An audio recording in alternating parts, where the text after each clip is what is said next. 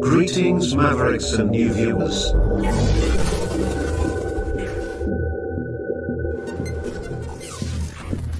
Tonight, direct and live from the Maverick News Network World Studios. This is Maverick News with Rick Walker.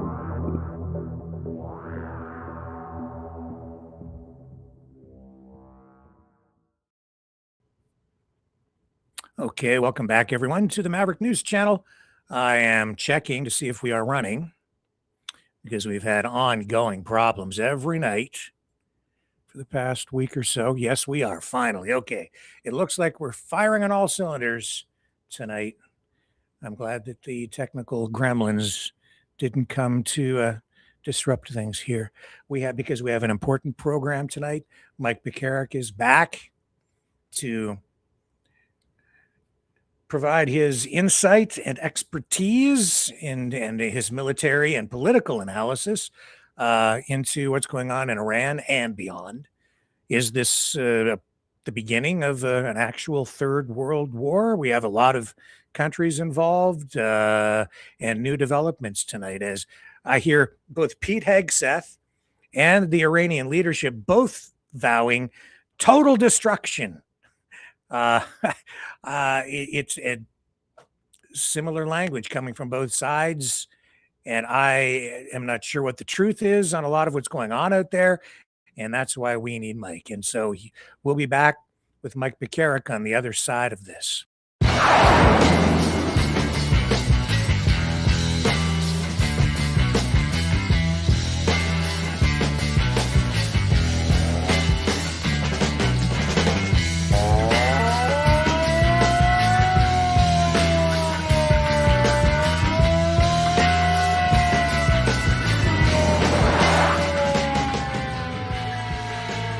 Maverick News. Fighting for freedom. All right, let's bring Mike in. Hello, sir. Welcome back. Hey, thanks for having me back. Oh, no, our privilege and greatly appreciated, because we are literally in the fog of war. So well, hoping that makes me too. But maybe you can help make more sense of this than I can for our viewers tonight. I'll just throw it to you immediately. Like, where are you at with your view of what's going on in Iran tonight? What are your concerns? Where do you think the United States, the world, what's the situation? So, oh man, it's mixed. So I was trying to organize my thoughts because last week, I believe it was on Friday, did I send you a text? I'm like, hey, look at your email. This is going to go off in 12 to 48 hours. Like it's running now. Because while a lot of people, they watch the news, they'll watch, your audience will watch the news in Canada, you know, the standard concerns for what everybody does in their daily life. I tend to watch this kind of stuff because it matters to me. And so I saw it kicking off, and I'm like, I don't know what I think about this, because in previous conflicts that the United States has embarked upon, we did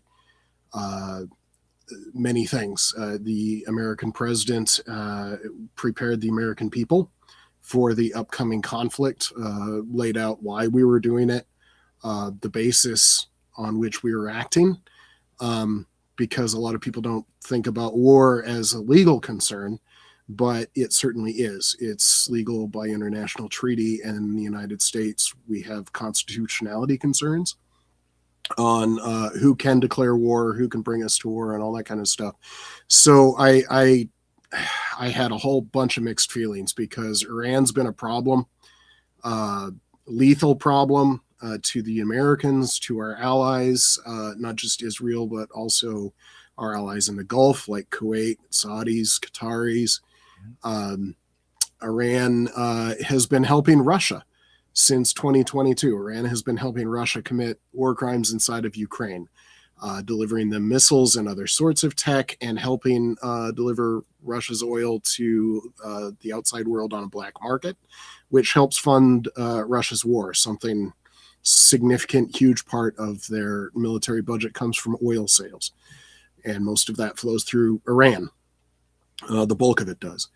So I have all these concerns where, yeah, going after Iran's kind of a good idea, but in the United States, legality, you either have to go through Congress because under the Constitution, while the president is the commander-in-chief of the military and has a lot of authority over the military in terms of where do you go, how do you train, the Congress actually has the bulk of the authority over the military. Congress says how many people the United States military can have. How many people in uniform can the military have?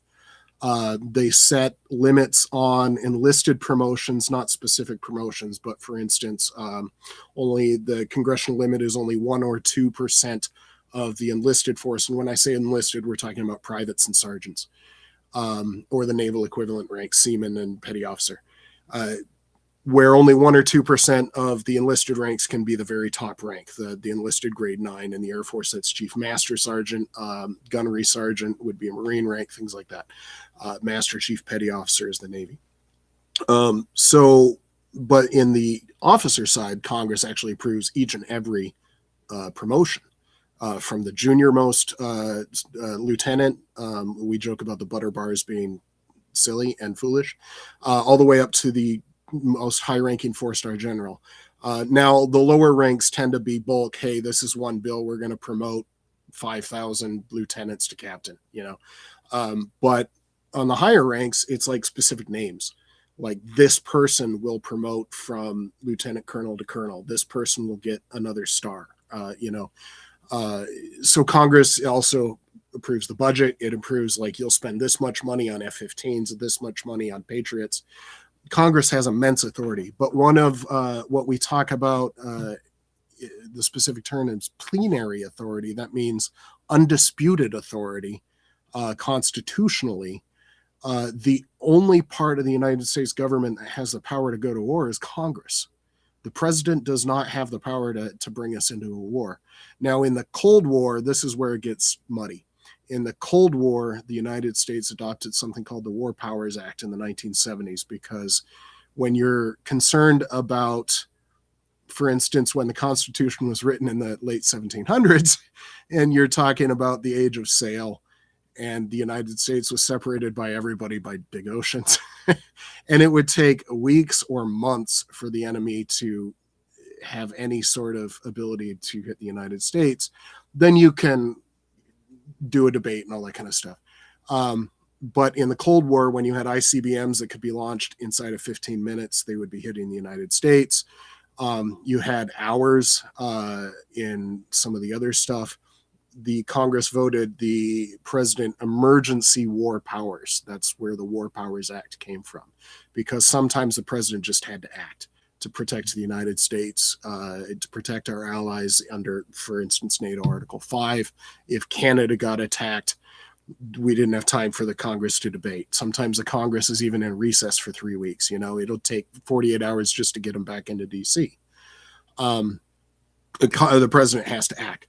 So the current situation, President Trump and his administration are claiming plenary authority for things like going to war. This is what we saw in Venezuela, and what we're now seeing in Iran. There was no buildup. There was no attempt to get the American public on board. There was no attempt to get congressional approval. There was nothing. There was no preparation. We went. Before Friday, I had seen the American forces building. It was an open question whether that was just a Trump negotiating tactic or not. Because if you want to rattle somebody's cage, then park a couple of carriers and a couple of hundred American aircraft right outside their door, and that's a pretty strong negotiating tactic. Gunboat diplomacy, they used to call it.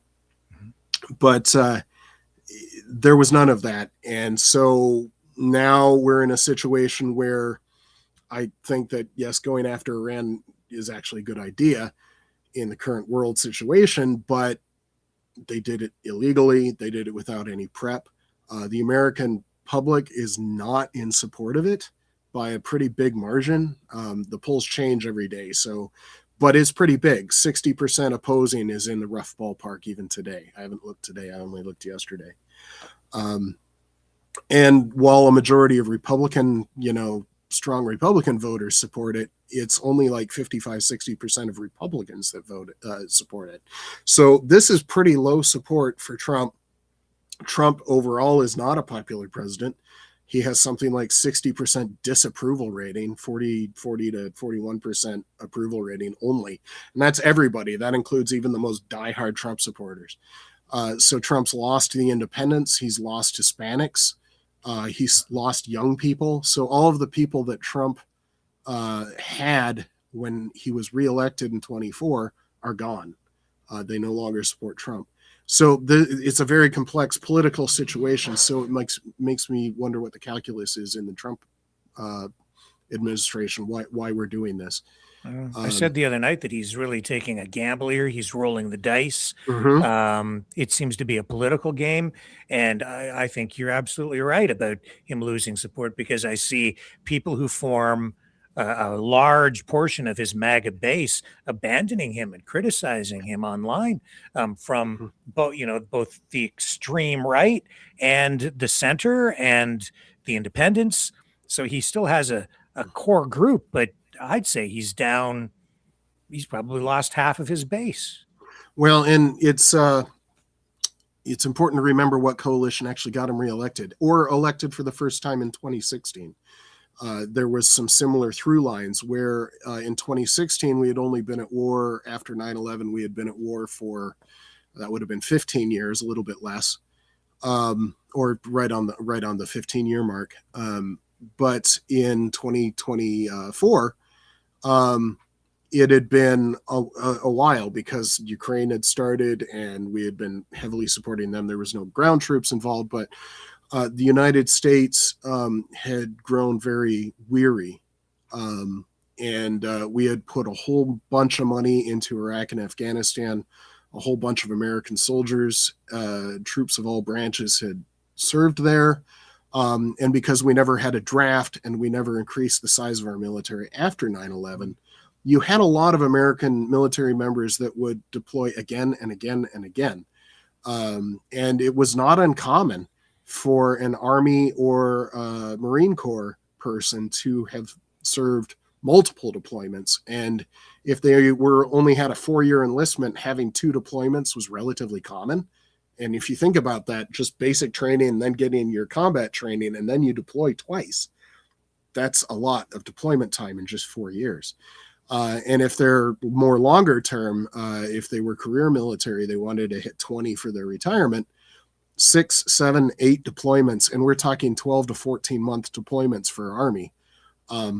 Significant chunks of their lives were at war, and people were tired because it's not just the military member, it's their families. If they were reservists or National Guard, it was their civilian employers that were tired. There was a big war weariness. And so when Trump was campaigning on, I'm never going to start another big war, people voted for him because of that. And it's not that Joe Biden or then Kamala Harris was going, yeah, I want to get us into a big war.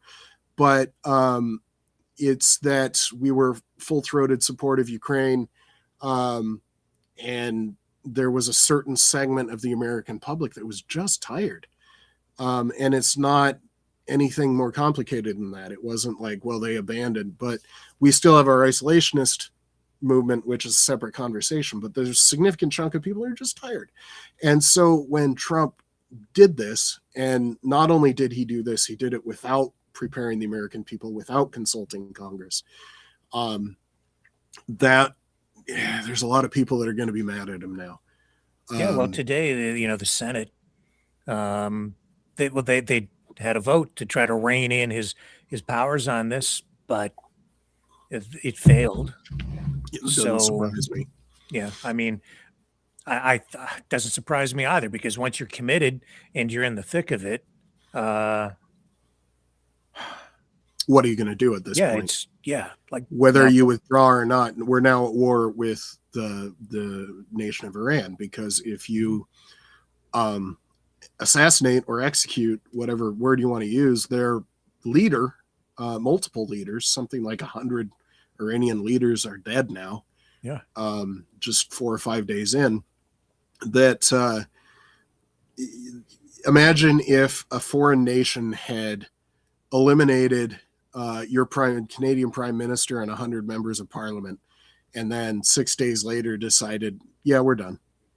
I mean, would you consider that done? Mm-hmm. I don't think Canada would forgive that, So at this point, we're in it, whether we want to be or not. This is a scary part of the modern world. It's a scary part of how Trump treats his authority as president. The one thing about the 1970s War Powers Act is there is a time limit that the president can go for. I believe it's 60 days, but if I'm wrong on that specific number, please forgive me. I didn't look it up today. I think he has the power to extend it anyway. He has to consult Congress, and Congress has to give some version of approval to it. Okay. And he was supposed to, they call it the Gang of Eight. These are the 4 topmost members of both the party, the majority party and the minority party. So in the House, it would be the Speaker of the House and the majority leader plus the minority leader and a deputy. Similar in the Senate. So these Gang of 8, 4 from the House, 4 from the Senate, are supposed to be briefed. They're supposed to have all of the knowledge. All of these people have the highest security clearances. They're supposed to be in the skiffs, seeing the information. Whether that happened or not is not clear to me. But that part might be the easiest part of this whole equation for the Trump administration. But we've seen the Trump administration ignore court rulings. They're ignoring an entire one of the 3 branches of the American government. They ignored Congress's constitutional authority to go into Iran. So will they ignore the War Powers Act? I mean, you can see where my thoughts are headed on that one. Yeah. And the real tragedy is that we have at least 6 U.S. service members who have paid the ultimate price. Yeah. I sent you a very dark picture of that. I don't know if you were willing to share that one or not. Yeah, I can show you. But this is something that was circulating among American veteran channels that I follow. It's the one of Trump playing golf. Yeah, I'll bring it up. I have it over. There it is. I screenshotted this from an AI GIF, but without the motion, the meaning's still clear. Yeah. Because he went golfing this weekend. Yeah. Like he does. And while there's a lot of veterans that very much support Trump, there's a whole bunch of veterans that are like, you know what? I remember me specifically because I was in Paris at the time, because it was the 100th anniversary of the end of World War I. So it was, I was in Paris November 10th and November 11th. November 10th, I was celebrating with the French and the Brits and the Belgians and pretty much everybody the 100th anniversary. And then on the 11th, I supported President Trump as he gave a speech at Saran American Cemetery in Paris. On the 10th, while I was out and about, Trump notably refused to go visit an American cemetery that holds the remains of the United States Marines that died at the Battle of Bellewood. That's when the Marines became the Marines. And Trump notably said to his advisor, John Kelly, who was a retired Marine general, that he just didn't understand military service. How could these people die in battle? They must be losers and suckers. And losers and suckers are a direct quote. Those are the actual words that he used, and that was confirmed by John Kelly. So there's a lot of us veterans that are like, this guy has no clue what he's doing. He doesn't care. And he has been reckless here. I think not Yeah. cluing into this. We're going to have this is having already, consequences. Yes. That I don't think that he was betting on, because you have now Iran attacking all these neighboring countries to try to pull all these other countries in.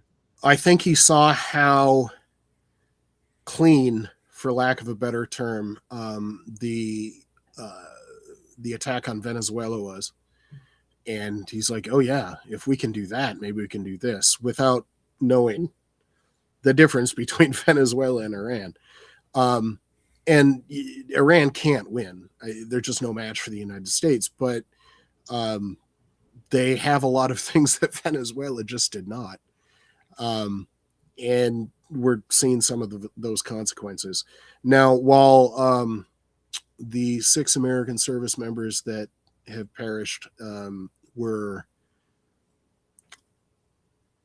not necessarily engaged in combat.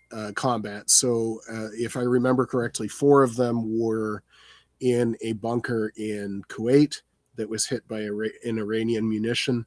And 2 of them, I believe, were in the naval depot in Bahrain, but I might be mistaken on those other 2. But they were not air crew over Iran. They were not killed in combat over Iran. There's still combat deaths, but they were not over Iran, right? They're not a pilot that's shooting at Iranians, you know?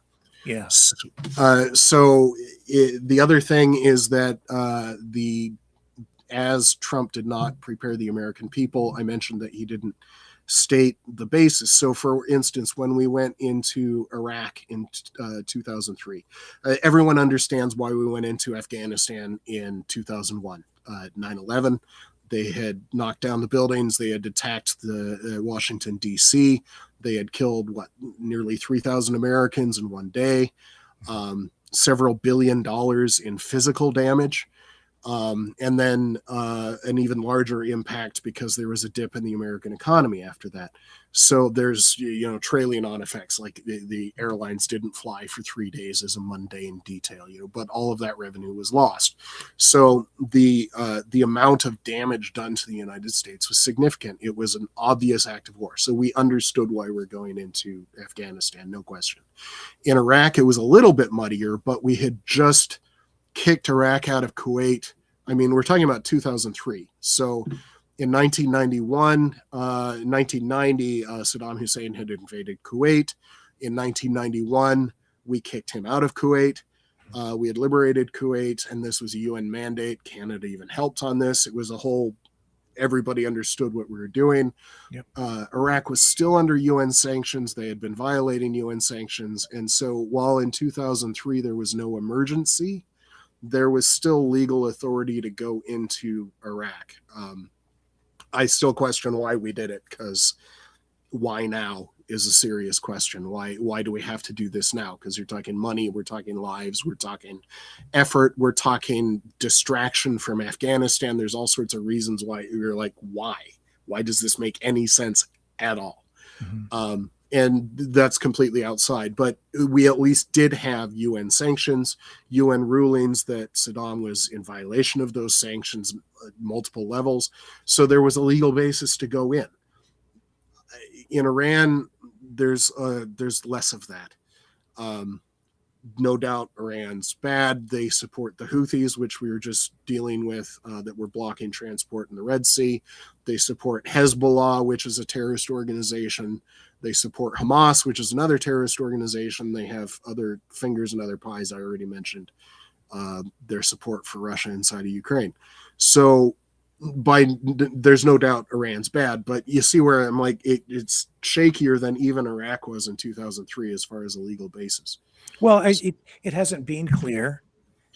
I think they're trying to clarify it now, but yes, 2 days ago, we got that word salad from Marco Rubio.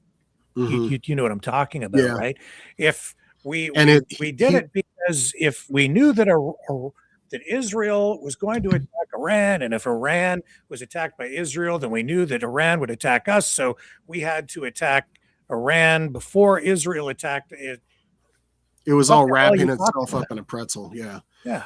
And basically, one of the things that boiled down to is that because Israel said that they were going to attack, we had no choice. It's like we didn't have a choice to tell Israel, like, look, if you're going in, we're not going to support you, which might have stopped the attack, which means that those 6 Americans would still be alive and, the rest. Now, Iran would still be a problem at that point, so you can see why I have mixed feelings on here. Sure. Now, one thing that might not be obvious given the problems, well, let's go back to the problems so we get more of a coherent, everything in the same place kind of a thing. So we didn't prepare our Gulf allies. We didn't prepare Kuwait. We didn't prepare the Saudis, Qatar, United Arab Emirates, Oman, Bahrain, and this has reached further, where one of the pictures I sent you, Turkey had downed a missile. Greece had downed, I believe it was a couple of Shahed drones that were headed towards Cyprus. Jordan is having issues. Iraq is having issues. So it's everybody in the region has been targeted. And I sent you a graphic about where the majority of these things have gone, and you would think that Iran might have gone after Israel pretty hard. And I guess in some ways they did. It was over 100, but that was not the nation that they went after hardest. It wasn't even the second, they were like 5th, 6th, 7th down. So there were all these diplomacy, like we went and none of our allies knew we were going to go. Now, if they were watching, they had warning. I mean, they had the same, this is where Turkey downed. That's the remains of it. That to me looks like a ballistic missile, which is an incredibly dangerous threat. That's the most dangerous thing Iran currently has. There's another graph that shows how many hit where. So the lack of diplomatic prep work, it's like we just didn't do the work. And so by default, since Iran is attacking these people, these our allies are stepping in and defending themselves, and because they have to, what other choice do they have? But how does that make the United States, we're supposedly their ally, and we gave them no choice. All of a sudden we went in. Iran starts lobbing lethal stuff at their country. They have to defend themselves, but they didn't get a say. They didn't get an input. They weren't even told, So now that might be wrong. Maybe there's some secret thing that they haven't shared yet that the State Department or President Trump called these leaders saying, look, I'm doing this. But I don't see it right now.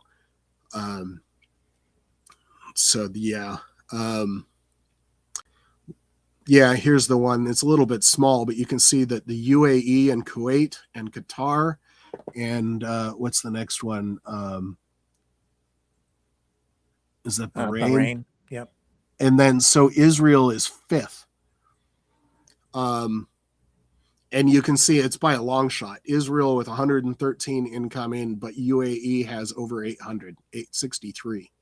So more than 8 times, or roughly 8 times, a little bit less. Sorry, my head math was wrong there. It's a little bit less than 8 times as many things were going after the United Arab Emirates. So there's a lot going out from Iran. I should probably end this segment on this because we have a lot to cover. So the other side of this is that, like we saw in Venezuela, the American military is on point. Is whatever you think of the United States and Donald Trump, the American military is competent to such an extreme level that all of those incoming were going, but that's not the whole story. The American military and the Israelis have an air force of about 200 combat jets. The United States has almost that many just on the 2 aircraft carriers that we have in the region.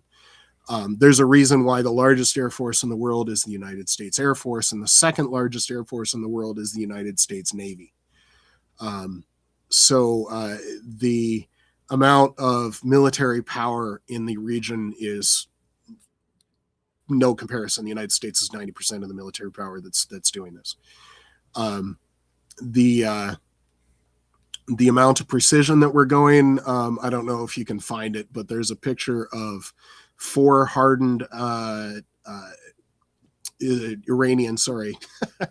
There's 4 hardened Iranian aircraft shelters that were hit. I mean, there wasn't any hits. There weren't any impacts that were not part of this aircraft complex. It was possibly 5. There was another building that there's another part of the picture that might be rubble from a 5th building that was not hardened, but these were all hits. Yeah. So yeah, you can see in the middle where that is possibly another hit, but I'm not entirely sure. But those red squares, you have 4 for 4 hit dead center.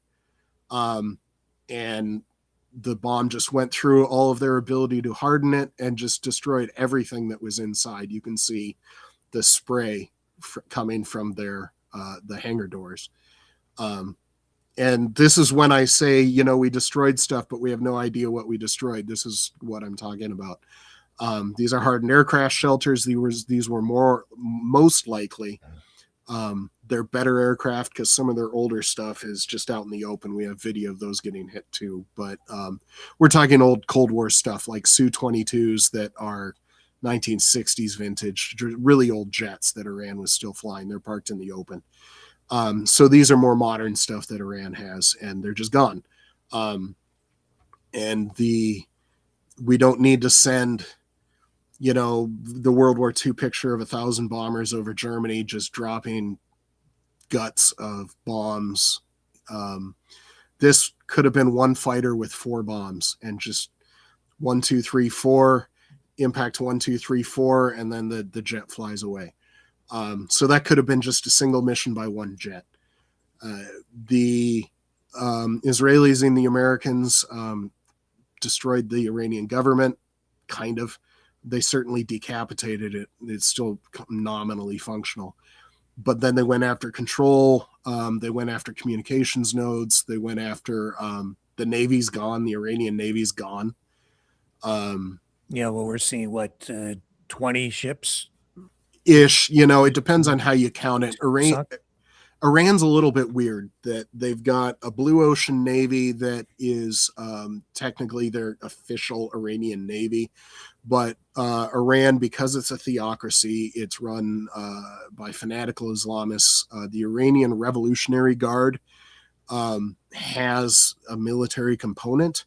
And they're in addition to the Iranian Navy, there's an Iranian Revolutionary Guard Navy. So they actually have 2 navies. So it depends on how you count what ships. All of their Blue Ocean Navy is gone. That was roughly 11 to 15 ships.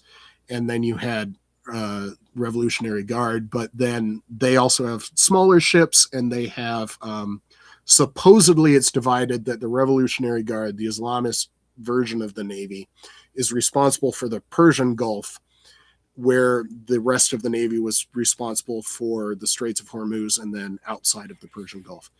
The Revolutionary Guards had a whole bunch of sea drones, unmanned vehicles. They had a whole bunch of fast boats, but they're tiny. But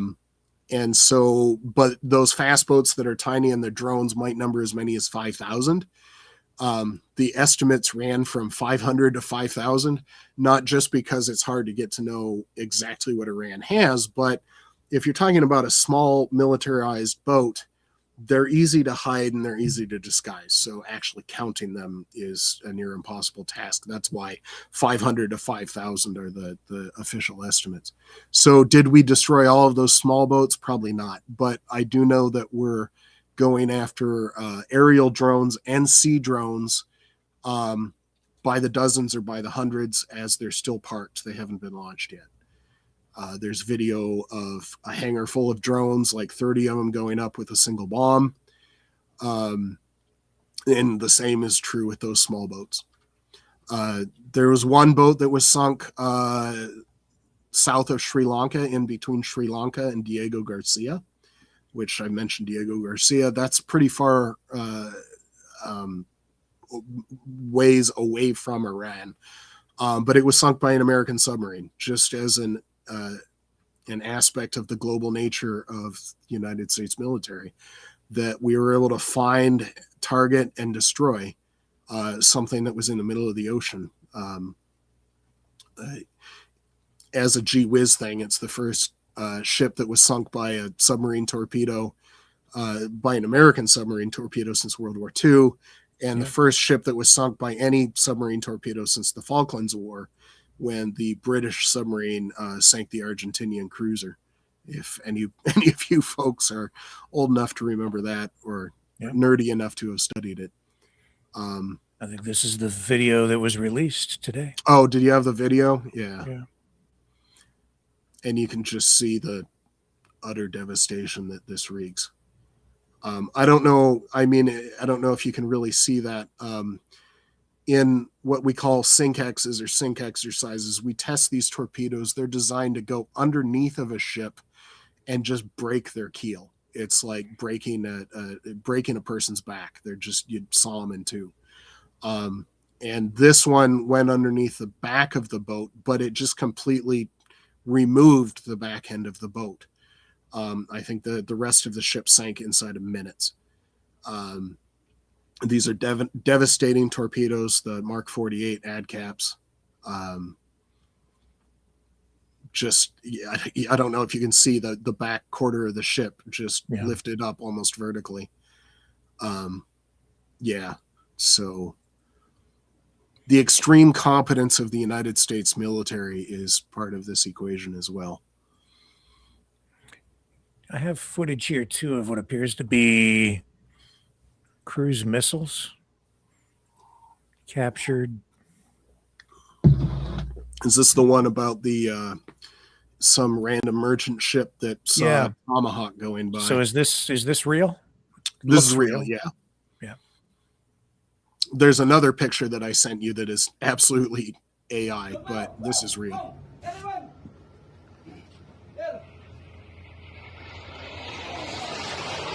So the reason I suggest that's real is one, there were hundreds of them that went in. I think we launched 500.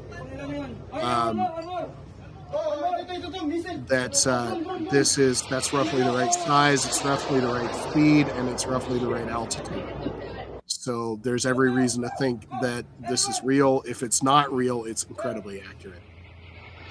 And the chances that a random merchant crew saw one and filmed it are extremely high.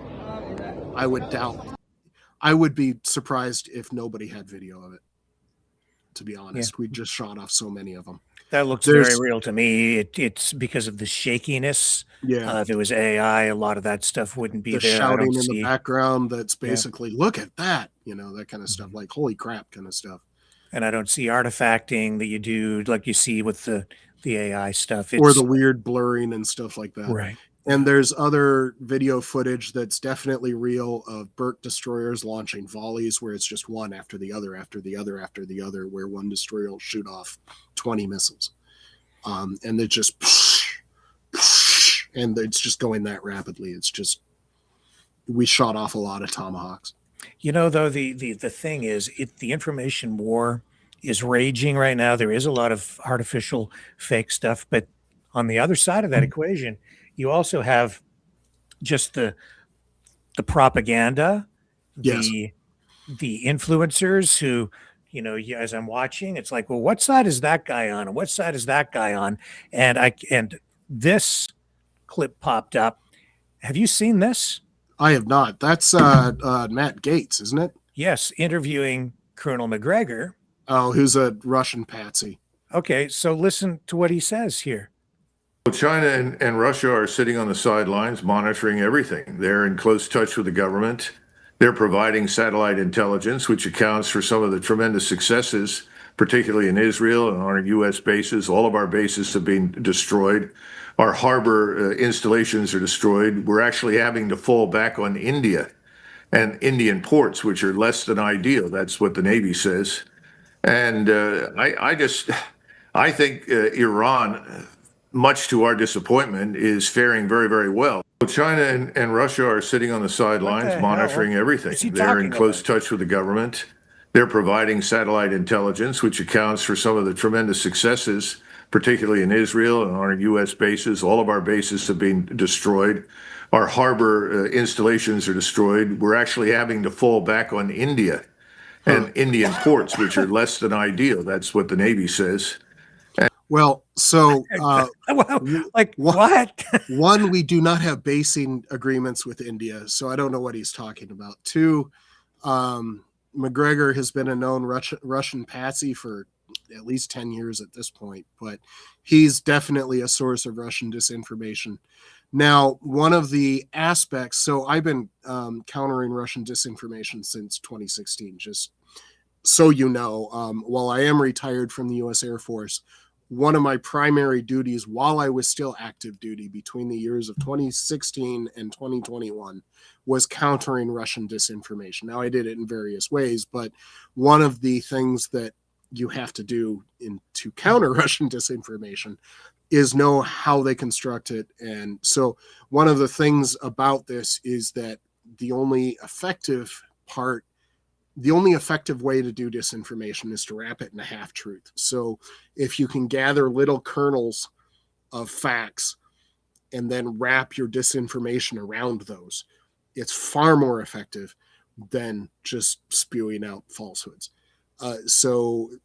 For instance, an example, I didn't send you this, but there was Iran released this video that was absolutely for Iranian only consumption. Nobody else in the world would take it seriously. But they had released a video of Iranian missiles going after an American carrier group. But the aircraft carriers the video showed were, I believe, CV-3 Saratoga and CV-6 USS Enterprise. These are World War II aircraft carriers constructed in the 1930s. The video is showing missiles going after carriers that were scrapped, 80 years ago. And it's just, so that one's an obvious fake. But this here, so there was damage done to the main port in Bahrain. There was damage done to Al Udeid, which is our largest air base in the region. The 4 Americans that died were at an air base in, excuse me, I'm not positive that it was an air base. It might have been Army. These are difficult to distinguish. So there's an Army base and an Air Force base that are right next to each other. Ali Salim is the Air Force half. So I'm parsing things nobody cares about, but there's damage done there. There's Prince Sultan Air Base in Saudi Arabia, got some damage. I know people that are currently at Al Udeid in Qatar. It's not destroyed. This is, I watched, what the, how does he have any credibility left now at all with the public? As soon as I see McGregor, because I know he spreads Russian disinformation, I just basically, unless I'm studying what the current state of Russian disinformation is, I tend to just ignore him. But he is correct in some things, and this is why I'm saying he's wrapping his disinformation around actual facts. And so, like I said, there were sections of our big Navy base at Bahrain that were hit. Al Udeid got some damage. Prince Sultan got some damage. At least one section of Kuwait got some damage. And there's some others. But they're not destroyed. And now it is a question about whether at what point when the United States has 2 Burke destroyers and at least 1 littoral combat ship inside of the Persian Gulf, they're going to need to refuel at some point. When is that going to happen and where is a valid question.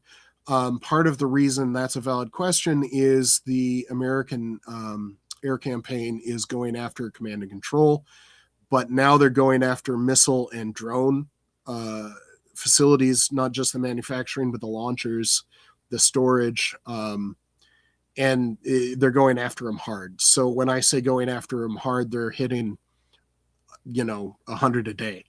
And that's when you're talking about strikes over 100 strikes per day, and you're going to hit significant chunks of their capability with each strike. This is what we're trying to roll up, is their ability to reach outside of the borders of Iran at all. And that's what America is currently engaged in doing, is destroying their ability to launch missiles and drones. So the kernels of truth that he was sharing is, yes, they've been hit, but then he expands it into destroyed, and that's just so easily debunked. Where you can actually see the damage on satellite photos. I even sent you a couple of those. I believe Prince Sultan and Al Udeid are the... Oh, I did send you something from Bahrain as well. And you can see the damage. It's not like we're trying to hide it, but some of it might be secret. The exact extent of the damage is going to be secret. America's only... this looks like Al Udeid. Yeah, this is Al Udeid. I know where this is. Full disclosure, I was at Al Udeid at various points in 2008 and 2009. I know the base relatively well. This was within walking distance of where I slept. I know exactly where this is. So this has some damage to some tents. Those satellite communication dishes were probably at least damaged. Who knows the extent that they were damaged. But one of the things about Al Udeid is it's a communications node. They have the acronyms change, but they used to call it a CAOC, which is CAOC. That's Combat Air Operations Center. And they've got giant screens on the board showing drone feeds, and they've got radar screens and tracking where all the American and enemy assets are in the area. It's a big node. They didn't hit that building. So, and this is not the only place where the communications antennas are. So this is by no means destroyed, not even close. Colonel McGregor. Yeah. It has been primarily an air war to this point. Well, except for what we've seen with the Iranian Navy being pretty much devastated. They're gone. There is no Iranian Navy right now to speak of. Yeah. And this is not the first time. Oops. 1980s as well. There was Sorry, a thing I took you off the screen there inadvertently. That's all right. For just a moment. In the 1980s, there was an instant where an American warship hit an Iranian mine that they had laid illegally, and it had killed some American sailors, done some damage to an American ship, and we basically took out their Navy. We just went after them and said, yeah, that's not going to happen again. So here's Pete Hegseth today. In a few days, in under a week, the two most powerful air forces in the world will have complete control of Iranian skies, uncontested airspace. You pause that. I hope all the folks watching. That already occurred. So this is something that I was going to talk about in the larger picture, but we'll come back to this. But the Americans and the Israelis did a whole lot of damage last summer to Iranian air defenses.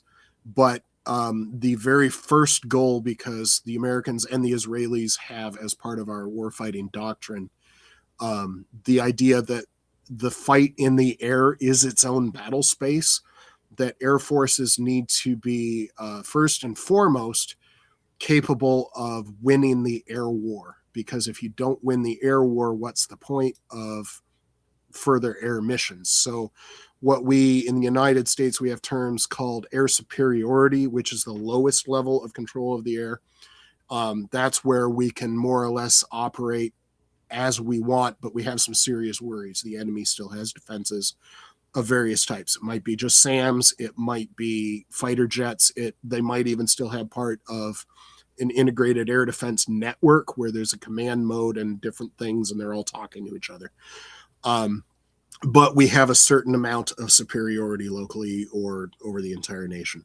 The next section is air dominance, where we can pretty much do what we want, but it's still a hostile environment.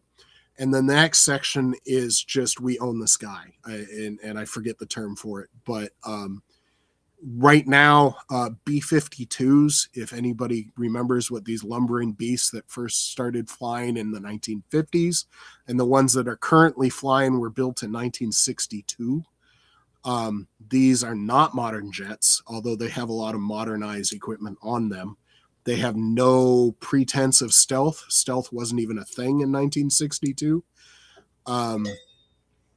B-52s are operating over Iran unimpeded, and we would not do that unless we owned the sky. So we've gone past air superiority, past air dominance, and we just own the sky over Iran right now. Okay. Understand what uncontested airspace and complete control means.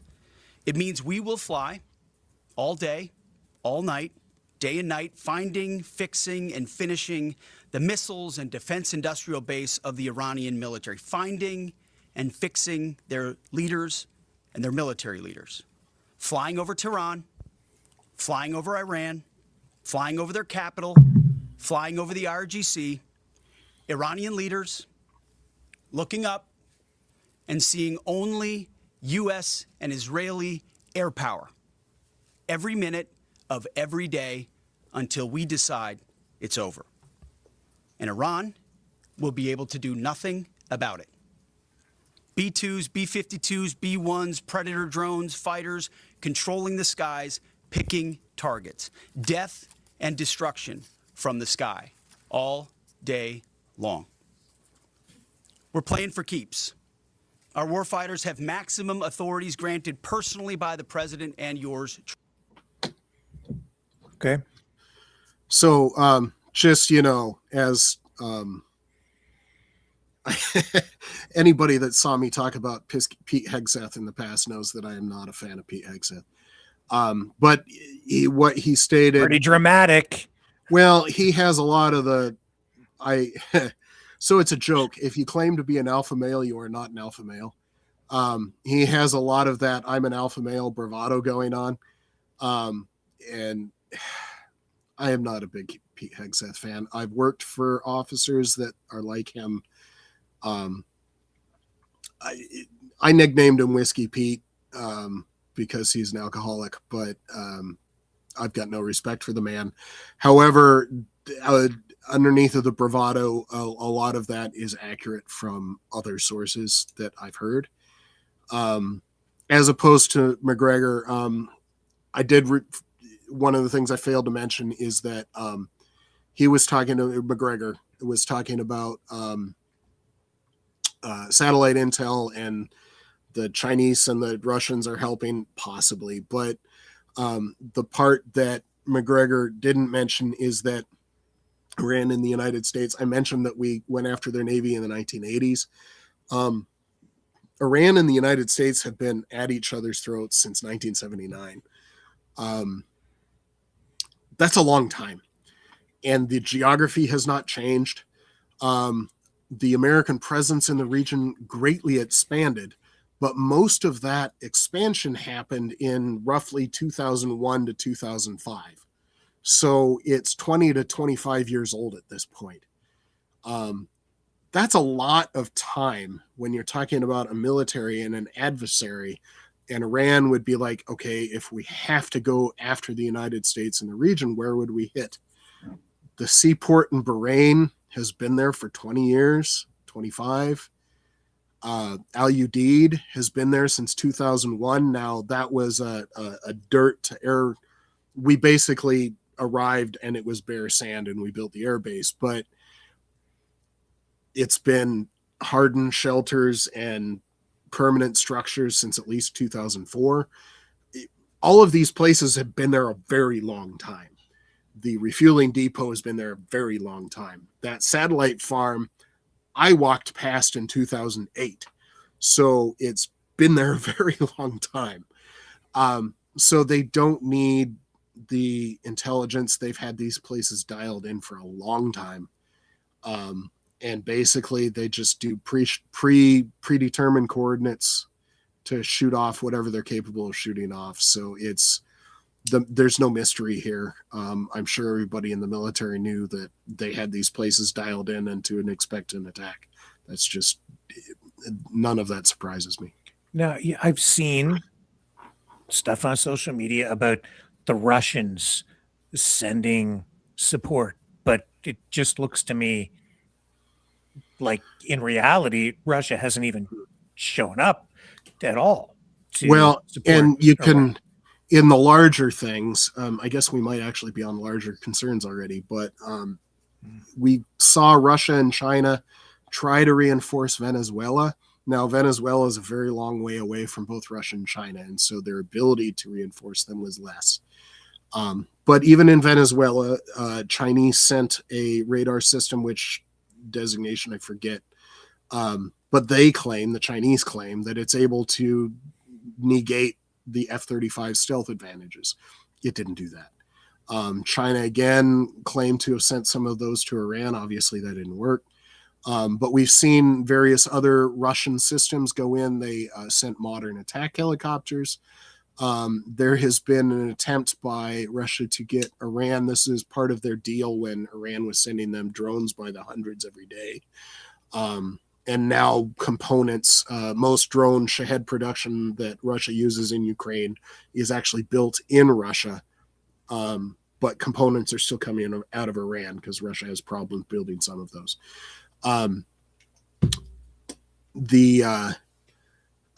The part of that deal was Russia was going to modernize some of Iran's air defenses with modern fighters, Su-35s, possibly Su-57s, although there's only about 12 combat-capable Su-57s. The Su-35 is still a very capable aircraft.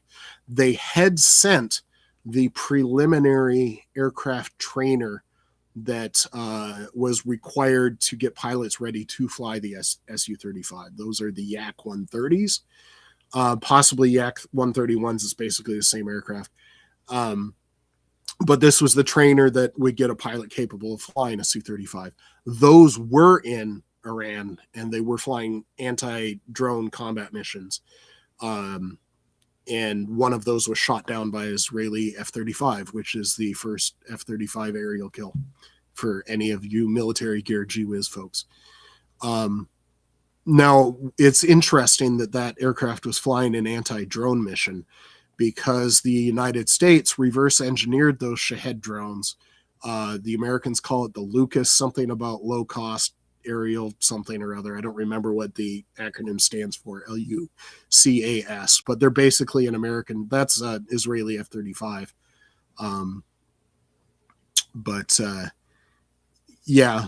We've been launching Lucas, these American reverse engineered Lucas that have much better targeting systems at Iran. So as a G-Wiz part of the war. So here we are 5 days in. What should we expect in the days ahead? Because Trump has said this could continue for 4 to 5 weeks. I don't know where he's getting that number. That number sounds to me so. I've met General Kane, the Chairman Joint Chiefs of Staff. It's been a while since I've actually interacted with him, but he's a fairly competent guy. This week's is probably coming from him. And I mentioned this before, that any military worth their salt, and I've even mentioned this in this podcast, that Iran knew where all of these American facilities were. They have had this dialed in for a while. Any competent military is going to, as part of their normal day-to-day task, have, okay, if we have to do this, what is our plan? I'm certain that President Biden ordered the military to say, look, if Russia launches a nuke, we need to have a plan to hit Russia as hard as possible. I'm positive those plans exist. But in terms of Iran, like I said, we've been kind of at Iran's throat since 1979. The American military has had a plan and then a revised plan and then a revised plan. And then maybe after 9/11, when we were kind of sort of working with Iran to fight Al-Qaeda, but then in 2011, that kind of went away. I'm sure this has been updated and updated and updated. And as soon as they find that Iran changed part of their military. They updated it again. So there was a plan in the Pentagon that, yes, if we needed to go after Iran, that exists. And there were variations on that because they're going to game this out. They're going to simulate this out with a combination of computerized things and real human people. And they're going to do various contingencies, like different permutations. Like, if this happens, what do you do? It's a very professional kind of a thing. And if we're talking about 4 to 5 weeks, this sounds like an air-only campaign against Iran. There's a couple of wild cards going on. So you're talking about in the next 4 or 5 weeks. The very first thing that I mentioned, like I said, if you're doing an air campaign, the first thing that you have to do is win the air. We've done that. We probably had that done no later than Sunday, maybe Monday. And now we're going after the next phase. So, for instance, we destroyed their Navy. We're going to increasingly degrade or eliminate their ability to close off the Strait of Hormuz, which is still currently closed. There are roughly 750 oil and gas tankers inside the Persian Gulf that can't get out, and roughly the same number, but an increasingly large number, that are stacked out outside of the Persian Gulf waiting to go in. Mm-hmm. Strait of Hormuz is roughly 20% of the world's oil supply, oil and gas. That's huge. 20% of the global fuel supply is huge. If that got cut off for too long of a time, we're talking some very serious repercussions globally. Well, gas prices were up here today. Yeah, but we're talking more about, than just I have to pay more at the pump right now. Yeah. Now, Canada and the United States do not get 20% of our fuel from the Persian Gulf. We are net fuel exporters. Canada and the United States are. So we almost certainly have enough fuel for ourselves. But China, India, South Korea, Japan, among other nations, are huge oil importers. And that's, if you talk about the United States being the largest economy on the planet, China is a very close second. And Japan is in the top 10, probably the top 5. It's been a while since I looked at Japan.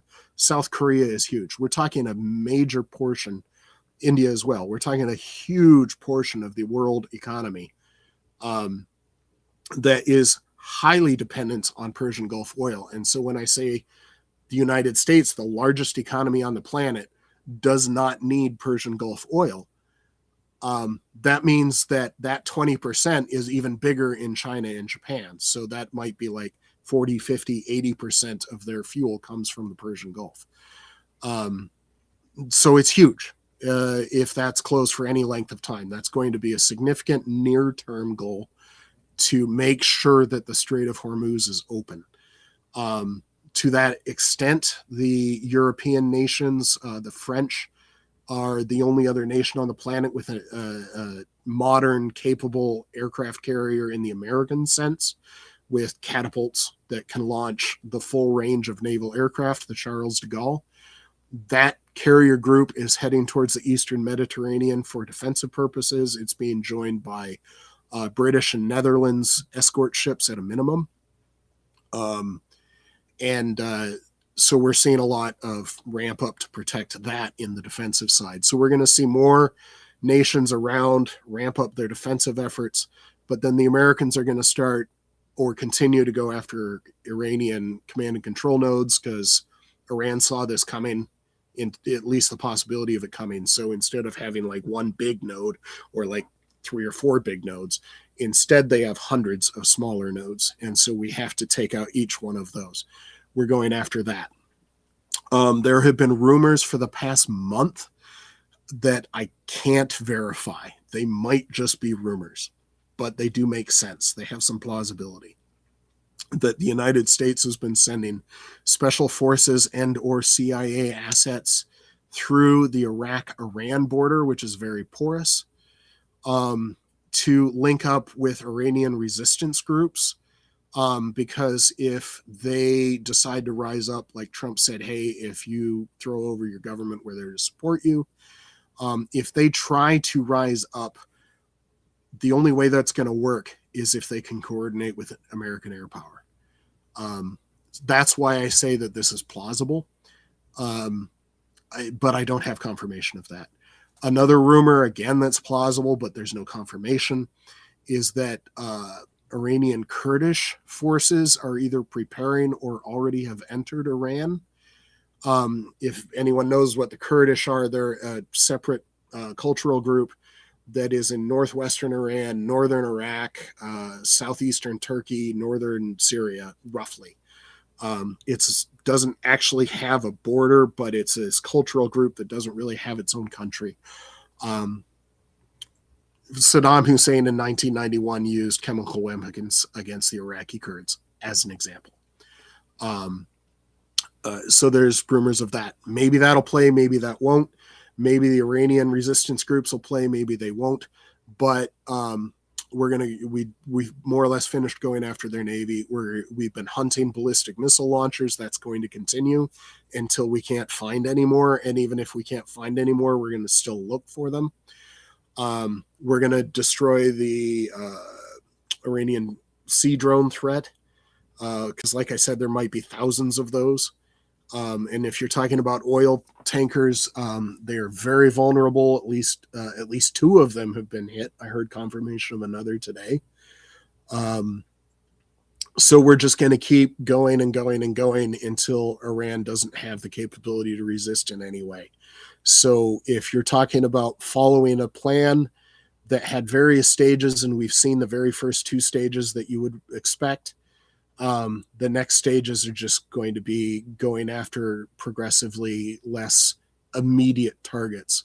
And the immediate targets right now are those sea drones that are closing off the Strait of Hormuz and the aerial drones and missiles. And that's our current goal. So we're seeing these live updates here. The United Nations reporting nearly 100,000 people were displaced from Tehran during the first 2 days of the war. And the Office of the Prime Minister of the Kurdistan region of Iraq, no Iraqi Kurd has crossed the border, and what has been reported in this regard is completely false. Mm-hmm. But the Iraqi Kurds are not the only Kurds. That's why I said it's unconfirmed, and we'll see what actually happens. Yeah. 3 hours ago, 4 more blasts, Shiraz Fars province in Iran. And you can see that blue airplane over Cyprus, all the way over in the Mediterranean. And that was several Shaheeds made it over there. Greek F-16 shot those down. There's a British air base in Cyprus. So what do you make of all of that? Are we in a situation where other countries are likely to get involved in a larger sense here? Is this? Well, at least 15 countries are involved, whether they wanted to be or not. And one of the sad parts of this was the Kuwaitis shot down 3 American F-15s. They didn't do it on purpose. The F-15s were returning. You can see the pictures. The F-15s are empty of ordnance. Yeah. They were returning from Iran. So if you've got jet aircraft coming into Kuwait from Iran, there's a reason why you can expect the Kuwaitis might have been a little bit annoyed or disturbed or worried. So they sent up some Kuwaiti fighter jets, which ironically are American built F-18s. And they shot down 3 American F-15s. One of those F-15s might have been shot down by a Patriot, which is again American missile, but it's a Kuwaiti Patriot. Kuwait has a Patriot battery or 2. So fortunately, all 6 crew members ejected safely, but that's 3 F-15Es. That's $300 million of jet. I saw at least 2 targeting pods on each jet, so that's another 30 million. I did not see fuel tanks and I did not see ordnance, but fortunately the aircrew survived, which aside from the death of an American aircrew. People think about jets being expensive, but to train an F-15 pilot takes about $17 million and 5 years. They're not easily replaceable. So there's many levels where I say, fortunately, the aircrew survived. Yeah. Going to run a couple of clips here. First of the president and then of Caroline Leavitt today. And this may kind of take us throw things into reverse here a little bit, but I think these are important. If we didn't hit within 2 weeks, they would have had a nuclear weapon. If we didn't do the B-2 attack a number of months ago, they would have a nuclear weapon. And when crazy people have nuclear weapons, bad things happen. So we're in very good shape now. I want to let you know that, and we will continue forward. But it's a great display of military strength, and I'm very proud to have, with some of the people in the room, both senators and congressmen, we rebuilt, and women.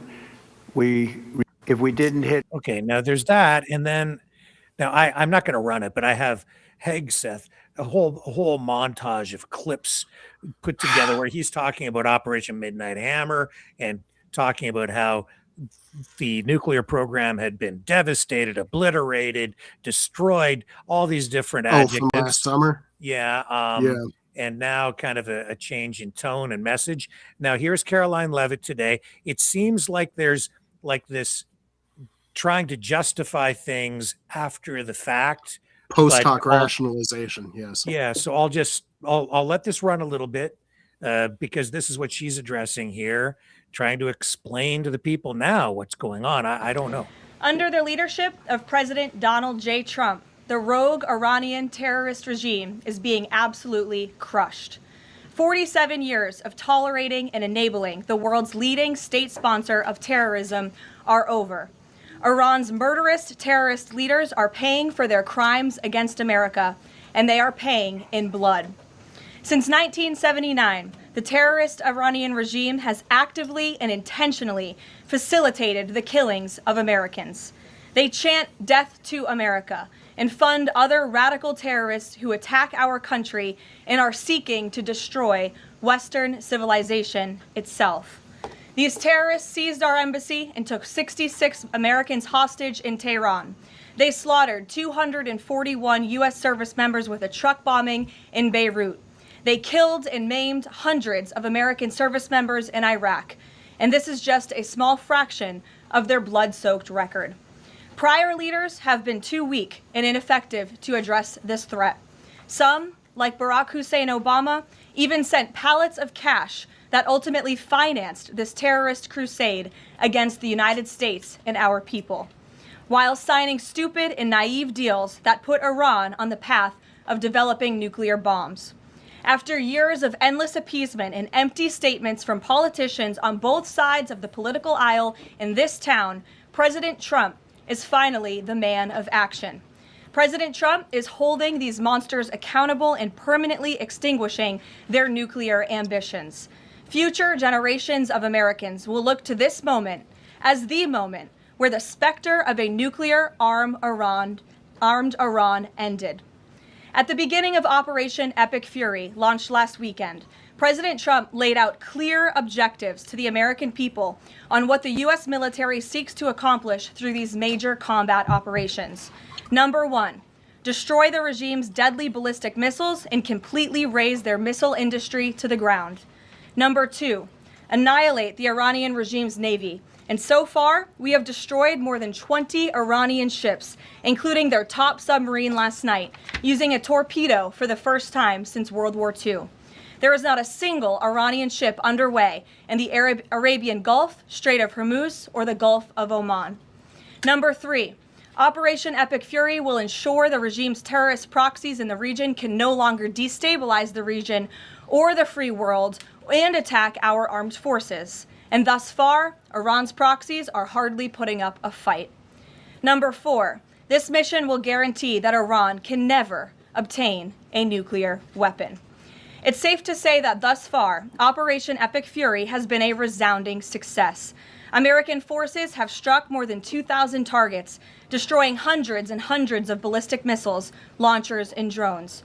As the Department of War said this morning, we expect to have complete and total dominance over Iranian airspace in the coming hours, clearing the skies for our brave warriors to continue achieving these noble and long sought after objectives.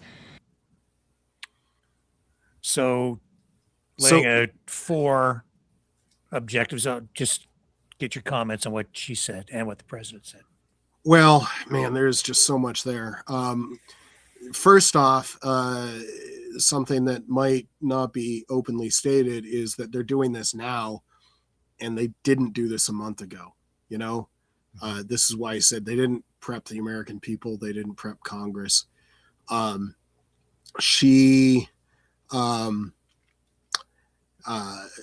Whenever they use Barack Obama's middle name, you know, something's going to happen. And if you remember, Trump began his political career on the racist birtherism thing, trying to claim that Barack Obama wasn't even an American citizen. He was some sort of Islamist, you know, Manchurian candidate or something. But one of the things, if you remember in the Trump version 1, his first administration, is that if Barack Obama did it, I don't want to do it. And I'll break it if I can. Obama negotiated a nuclear weapons treaty with Iran near the end of his administration. I'd like to say 14 or 15. I don't remember when it was finalized. It might have been as late as 2015. But there was a nuclear weapons thing where you can enrich so far. We understand that nuclear energy for civilian use is something that's a goal to work for. That's okay. We had worked out this like multilateral deal with different nations, and it was a successful negotiation. And after Obama did that, a moderate Iranian politician won their presidential election. He had defeated one of their hard right theocratic Islamist guys. So this was an American diplomatic success from President Obama that succeeded in altering the political balance inside of Iran, so that moderates were like, look, we can deal with America, and we can maybe start opening up to the West a little bit. We can get out of these sanctions that we've been under, and we can stop hurting ourselves, and we can actually start building Iran in a better, more productive way. Aside from there were no nuclear weapons allowed, there were all sorts of positive aspects to that nuclear treaty. Trump destroyed that nuclear treaty. What that did inside of Iran, and really to the rest of the world, is demonstrated that the United States in some ways was not a reliable diplomatic partner. That if we negotiated a treaty with the United States, well, the next election might completely undo that treaty. Yeah, we seem to be having some experience with that on the tariff talks. Yep. So what that meant is that the hard right, the worst people in Iran regained power. They started working on nuclear weapons again, and it's because Trump blew that thing up. And then last year he tried to start negotiating another nuclear deal, because that was one of the things he campaigned on in 2024. Is I'm going to do a real deal, not that garbage that Barack Obama did, you know, failing to mention that he was the one that blew it up. But understandably, the Iranians were like, why should I trust anything that comes out of your mouth? Because you blew up what we had going. So the negotiations were not friendly. If there was any progress, that was slow. So this is part of the equation of why maybe Trump decided to go in, as he realized, he might have not realized it in these thoughts, but he might have realized that the diplomatic damage that he had done blowing up the first treaty, there was no chance that he was going to get a second treaty. And the fact that the United States reelected Donald Trump means that we're going to have some serious problems in the future. That's just a complete aside. The reelection of Trump in 24 did a lot of damage. And this is just one of them. Now, Trump claimed that he completely destroyed their nuclear thing last summer. You mentioned that. Obviously, that didn't happen. And I remember us discussing. I'm having trouble believing anything that comes out of his mouth too. Yeah. And so while we undoubtedly did damage to their nuclear program, some of the studies that came after that by people that know better than I do said we might have set him back 6 months, maybe 2 years, maybe. And it might have been as little as only 3 months that you can dig a hole into some of those deep shelters. You can get the fissile material out. We can spread it out more so that it's harder to hit. We can refine it better. And when you're talking about a limited nuclear weapon, the United States developed a nuclear weapon in 1945. That was when we got our first working prototype. That was a long time ago. That was 80 years ago. You're talking about, it was state of the art back then, but it was state of the art 80 years ago. So the idea that Iran could put one together is well within, plausibility, but it's still not simple. So did they have a prototype? I doubt it. If they had a prototype, they would have needed to test that. We didn't see them testing anything. So that's why I'm saying, like, we didn't prep anything. There is no emergency basis for this. If Iran had tested a nuclear weapon, then I would say, yes, there's an emergency. We need to go now. And whatever Congress says, we need to go now. And so what she said about Iran having a nuclear weapon, that is intolerable. So you can see how there's like these little nuggets of fact, but then they wrap all this other stuff around it. Yeah, this is the problem I think the public is having tonight too, Mike. And I don't think Americans are buying it either. Right, because back in June, he's saying they've obliterated the nuclear program, and he's like, "Look at me, I'm Trumpzilla." and today he's saying that if we didn't go now, they'd have a nuclear weapon within 2 weeks. So, and then the memories of the Iraq War still pretty fresh in the minds of Americans, and for someone like me, even Vietnam. So a lot of concerns, right? But at the same time, I don't think anybody is shedding any tears over the demise of the Ayatollah or some of these other dictatorial authoritarians. The right wing president that lost power after Obama signed that treaty was Mahmoud Ahmadinejad. He was killed at the same time as the Ayatollah. So yeah, there's a lot of bad people. And the Iranian parliament often chants death to America at the opening of their sessions. So, I mean, it's not like these were exactly friendly nations, but you can see how it's a lot more complicated than Carolyn Levitt said. There's sure, a lot because more... you have to. It's about international diplomacy and the impact that it has on neighboring countries, and how responsible is Trump for creating this problem? Right? By blowing up that nuclear treaty, and that's not the only thing he blew up. There's a larger focus picture that I sent that was Ramstein Air Base's flight line during the Afghanistan evacuation. That again, Trump blew up what we were doing in Afghanistan because he negotiated a treaty with the Taliban to withdraw American troops. And you can say, look, I negotiated a treaty with the Taliban, but there's a lot that you left out when you say that.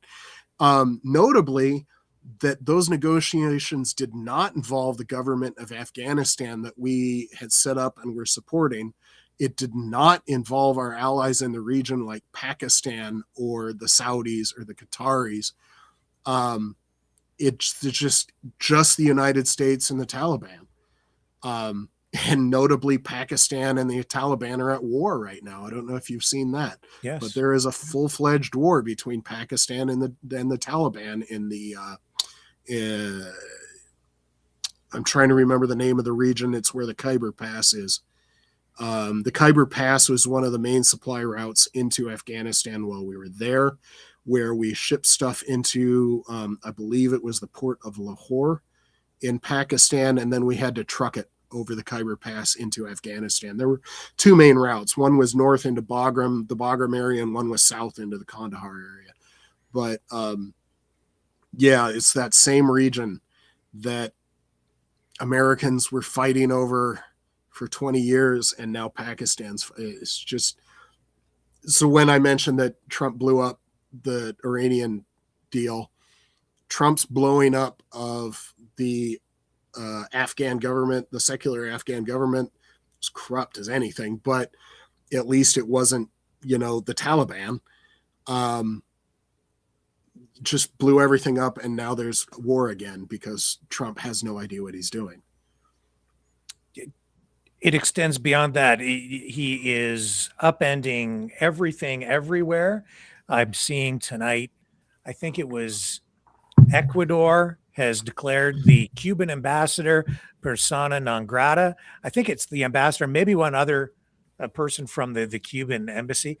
I believe there's American military action in Ecuador as well now. Yeah, and so that's all tied to this. Small numbers of special forces, probably. Yes.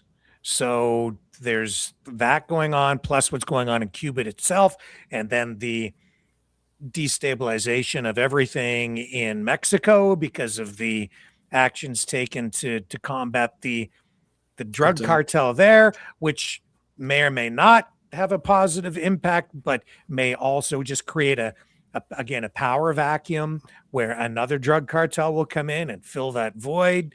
And one of the things that you leave out of the drug supply is that in a lot of ways, drugs are a trade, and there's a reason why they call it the drug trade. And when you have trade and economic situation, you have both supply and demand. Mm-hmm. And if all you're doing is going after supply and not doing anything about demand, well, yeah, somebody's going to step in and become the new supply. There's so lots of money to be made in supplying what people are demanding. It's not just the Americans. The heroin from the poppy fields of Afghanistan mainly supplies, places like China and Russia and Europe. Yeah, and most of that Afghan poppy trade it doesn't involve the United States. So this is what worries me. It seems like the thinking behind a lot of this strategy that I'm seeing unfold is somewhat two-dimensional. We're going to emphasize these facts and just completely ignore these other facts. Right, because and then you get unintended consequences. Things then get out of control, and now you've got a real big problem. And because he is attacking on all these fronts at the same time, we could have if you can't control all that, you could have like a global freaking problem. And one of the bigger problems that we have is, and this is one of the reasons why the air campaign against Iran is going so hard against their drones and their missiles right now, is that our ability to counter those drones and missiles after they've been launched, we can do it. Some of the things that we have to counter them are very expensive and take a while to build. So for instance, we can build about 600 Patriot missiles every year. It's a bit more than that. And now in 2026, that number of 600 per year is hugely increased from where it was in 2022. Something like quadrupled, just a huge increase in our production. But if you're only building 600 of them a year, there are nights over Ukraine where Russia is launching 600 drones and missiles in one night. So you just can't use Patriot missiles like they're candy. That's in a previous podcast. I mentioned those rocket pods, those laser guided rocket pods on American fighter jets. I mentioned that Lucas drone that's an American copy of a Shaheed. We had that video of a Tomahawk missile, and this is why I'm mentioning these side by side. A Tomahawk missile is between 1 million and 2 million per missile. That copy of the Shaheed is $35,000. So when you're talking about either building them to launch or using $1 million, the Patriot missiles, some of them are as expensive as $3 million to go after a $35,000 drone. You can see where this is going. So that's one of the reasons we're just doing all of this math. That's one of the reasons why we're going hard after their launchers, and we're going to take them out until they're just not there. Is we just can't afford to counter them once they're in the air. We can do it in an emergency, but not for very long. So as we've launched off all these Tomahawks, that's bad for our preparedness elsewhere. But as we launch our interceptors, that's also bad. So when you're talking about China, that potentially could take over Taiwan, do we have Tomahawks and Patriots in sufficient numbers to counter that? If North Korea decides to go hard against South Korea, do we have the ability to counter that? So when you're expending all these things against Iran with a question, you heard my Colorado accent come out when I said Iran, sorry. The going after Iran right now has all of these knockdown effects. And while we've greatly expanded our production due to the Ukraine war, we're not there yet. We're not on a wartime footing yet. There are other hotspots in the world that could go at any time that we still need to worry about. And it's not just Russia, Ukraine. It's those others that I mentioned, and those aren't even the only ones. So it's one of those reasons why when we're going hard after Iran now, and I ask why, and I say, what's the emergency? Show me the emergency. They're trying to, after the fact, say it's about nuclear weapons, but show me the information that they had a nuclear weapon.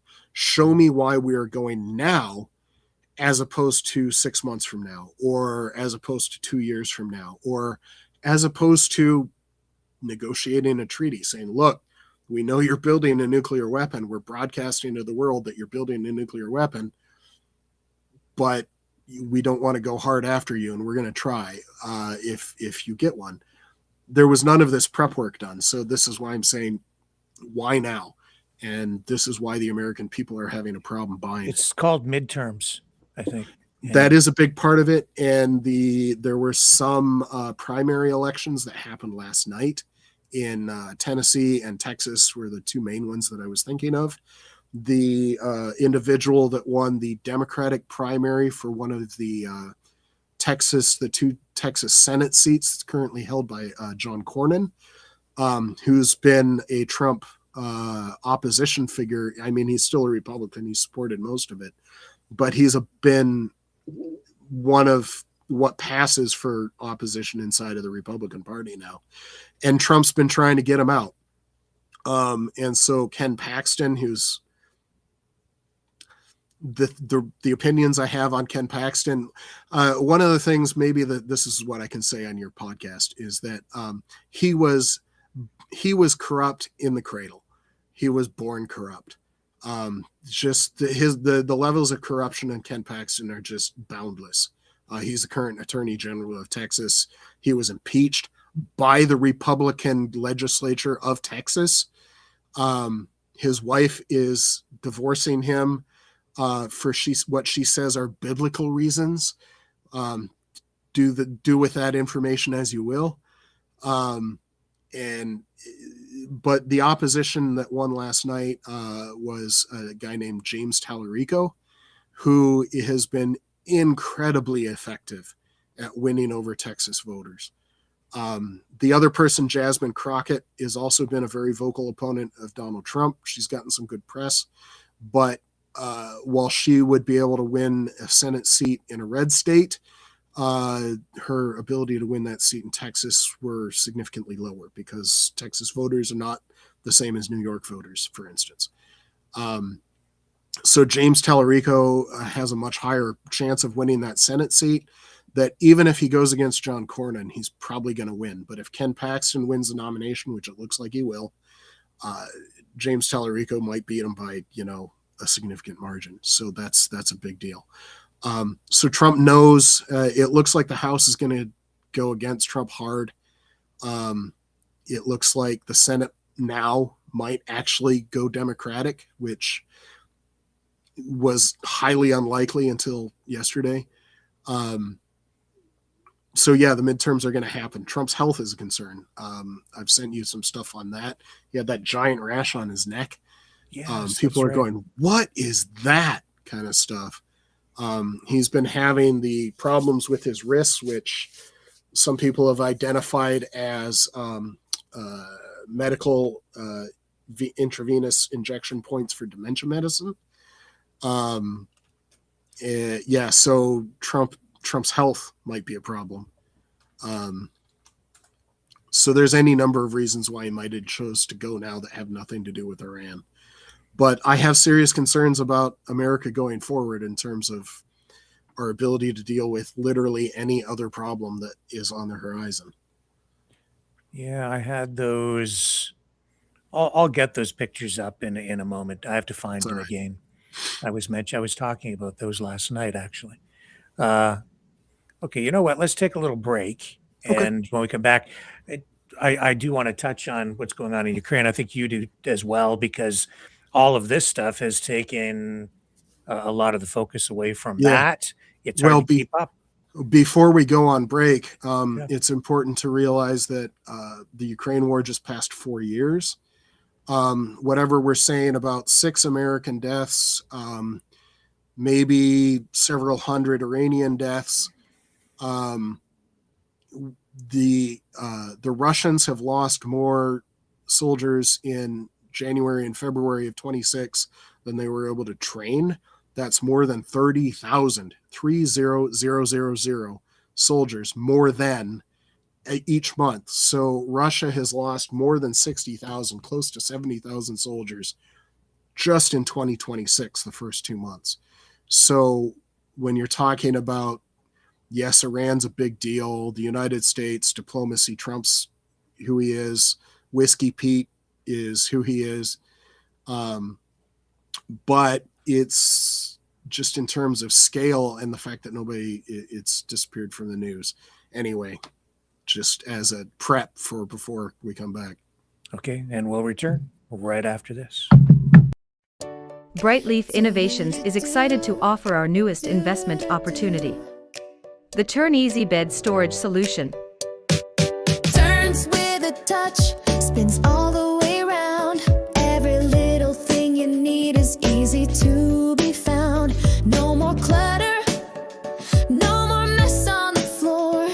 Just spin it, reach it, you don't search anymore. Turn Easy Bed, spin your world around. Storage made simple, the best you found. Shelves your way, keep the mess away.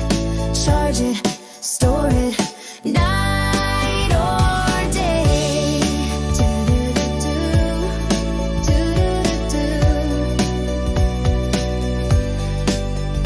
Custom shelves for your books or your tech. Cozy space for your treasures to protect. Built-in power when you need to recharge. Smart design that makes your bedroom feel large. Turn Easy Bed, spin your world around. Storage made simple, the best you found. Shelves your way, keep the mess away. Charge it, store it, night or day. Designed and developed by Brightleaf Innovations. Proudly Canadian and patent pending in North America. Turn Easy Bed transforms how you live. To learn more about this innovative new product idea and exciting investment opportunity, call 519-784-0222 or visit brightleafinnovations.com.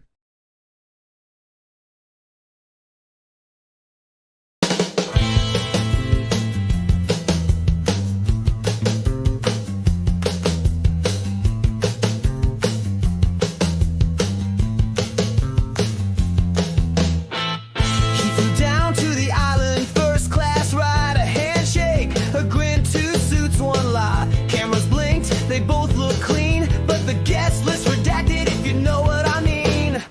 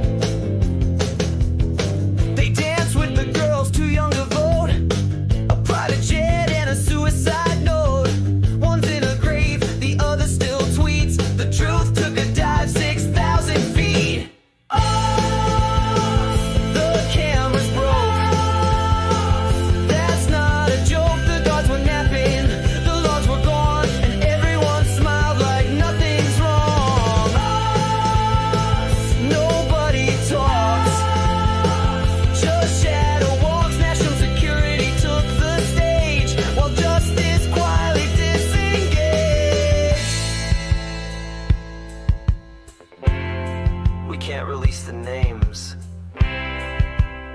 to protect the victims. And also Donald Trump. Coincidence? Just dumb luck. Right?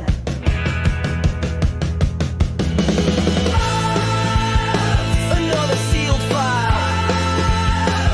That crocodile smile. We did our best, says the DOJ, while the truth just fades away. Another news spin. No one will win except the rich guys with gold ID cards and closets full of secrets behind steel bars.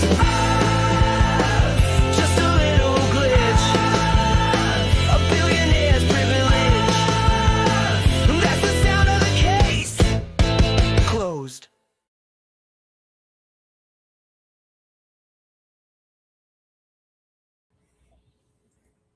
We're back. And Mike might be back there. He's back too. I told Rick, but I got really sick over the last few days. So I've got my giant cup of water here that I had to refill.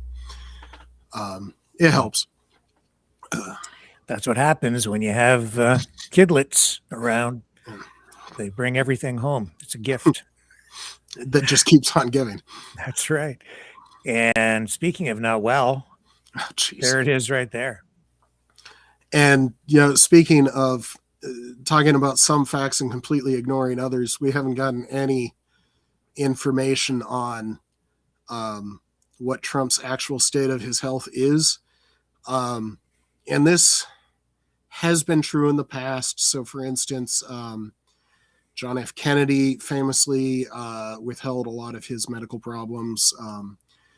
While everybody kind of knew FDR was, he had lost the ability to use his legs from polio, and he was wheelchair bound his entire presidency, which is significantly different when he was, I believe he was the assistant secretary of the Navy at one point, and he was just very vigorous, and there's pictures of jumping up all around ships and up and down ladders and stuff like that.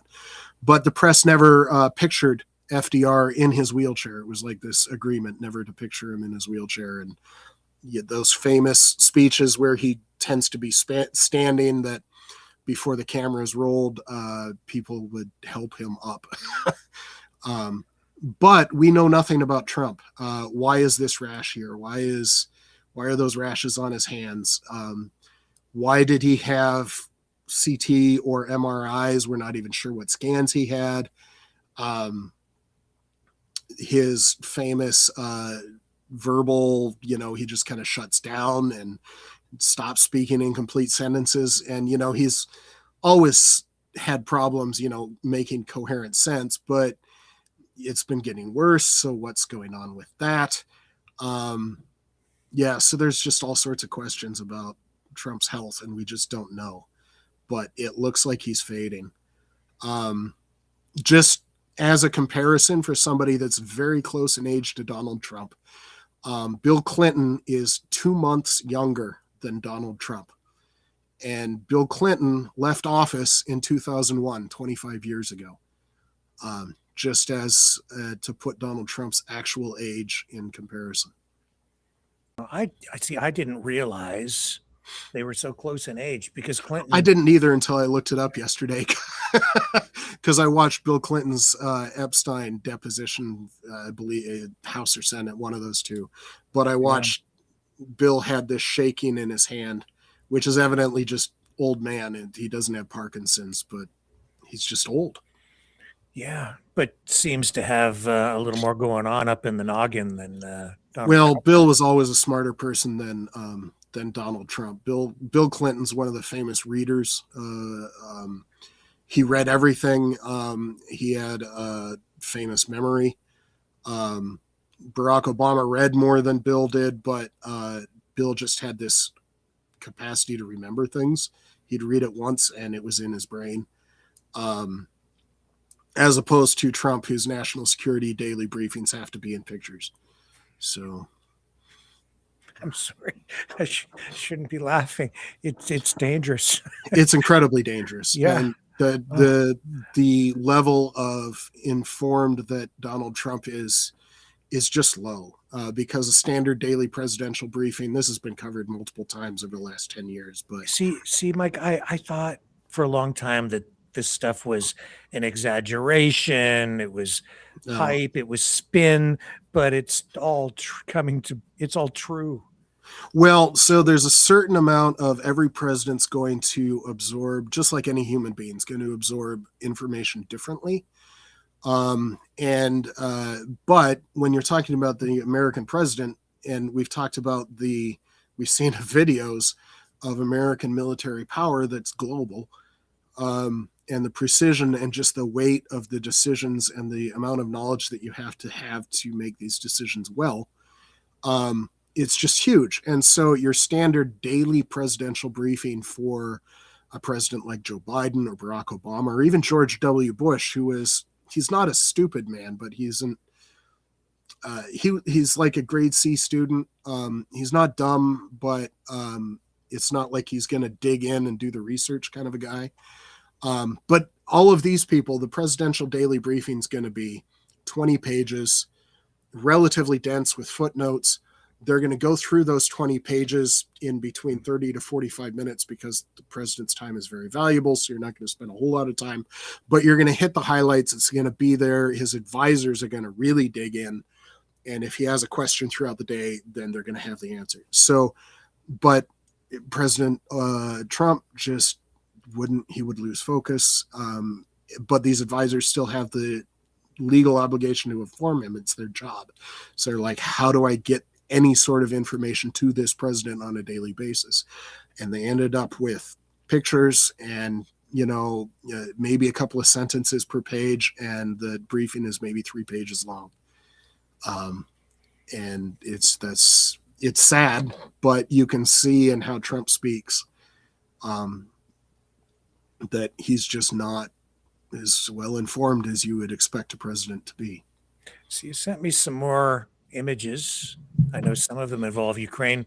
What would you like me to focus on? Well, if you want to pivot to Ukraine, there's 2 maps. One is December 2022, and the other one is the latest that I could find from, I believe, 3 March. So yesterday, 3 March 26.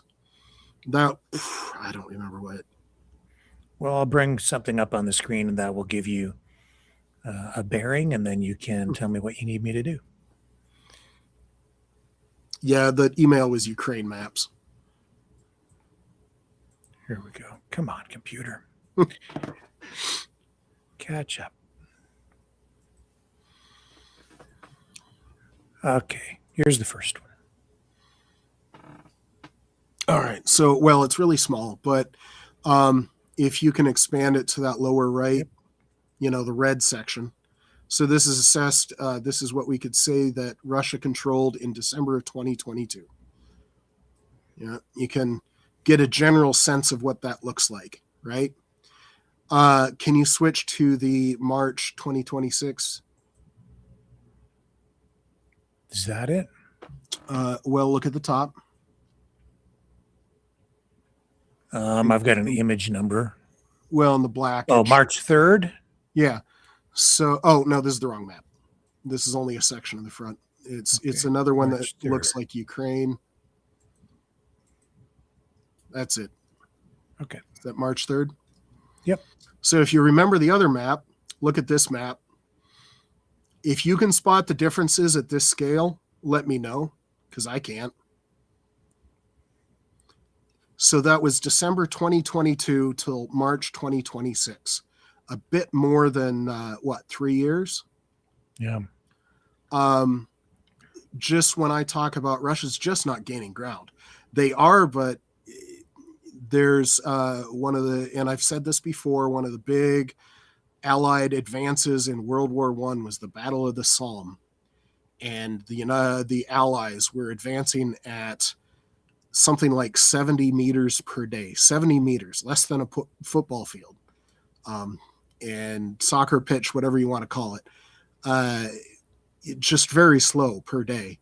And that's along the entire front, right? That the amount of square miles is just not big. And one of the things that's happened in the last couple of months, because they got Starlink cut off, so that threw Russian guided munitions and communications into complete disarray. Ukraine's actually gained ground the last 2 months, January and February of 26. Now the line's going to bubble in different regions back and forth. But overall, Ukraine gained more ground than they lost in the last 2 months, which means Russia had a net loss of territory over the last 2 months. And like I said, if you can see the difference in those two maps, December 22 to now, from this scale, you're welcome to show it to me. There have been advances. We can go in smaller. I'm like, yes, they've advanced 30 kilometers here. But what it comes down to is every year Russia since then, so over 3 years, each year Russia has gained somewhere in the vicinity of 1% of Ukrainian territory. In 2025, it was roughly 0.8%. So they weren't even to 1% in 2025. And the last 2 months, they've lost ground. So their rate of advance, this is when I say if they're going to conquer Ukraine, it'll take them 100 years. That's what I'm talking about. But they've lost immense amounts. I mentioned that number before the break. Almost 70,000 Russian soldiers are casualties in the first 2 months of 2026. How many of your listeners actually know how many Canadian military forces, how many Canadians are in your military? Active duty, Canada has roughly 68,000, and in reserve, you have roughly 27,000. What that means is that, got to get back to the video here. Canada has, so what is that? 68,000 plus 27,000. So you're talking roughly 90,000. 95. Could you imagine that over 3 months, Canada lost its entire military? That's the scale of Russian losses right now. The United States has only a couple of 100,000 combat troops anyway. We have a little bit more than 2 million in uniform, but the combat ground troops were maybe at 400,000. Just the scale of the Ukraine war is just astonishing. I don't know if I mentioned this in a previous podcast, but in January, Ukraine had 130,000, 130,000 more than it was like 133, 134,000 combat drone sorties per month. And that comes out to 3 combat drone sorties per minute. And it's just, the scale is astonishing. And so that's kind of what we're looking at here. We can zoom in on some of this stuff, but most of the Ukrainian gains are in the southwestern axis. This is zooming in on the same map.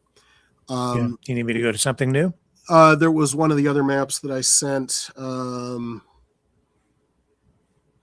It has a whole bunch of blue. That one. This one? Yeah, this is where most of the Ukrainian gains are.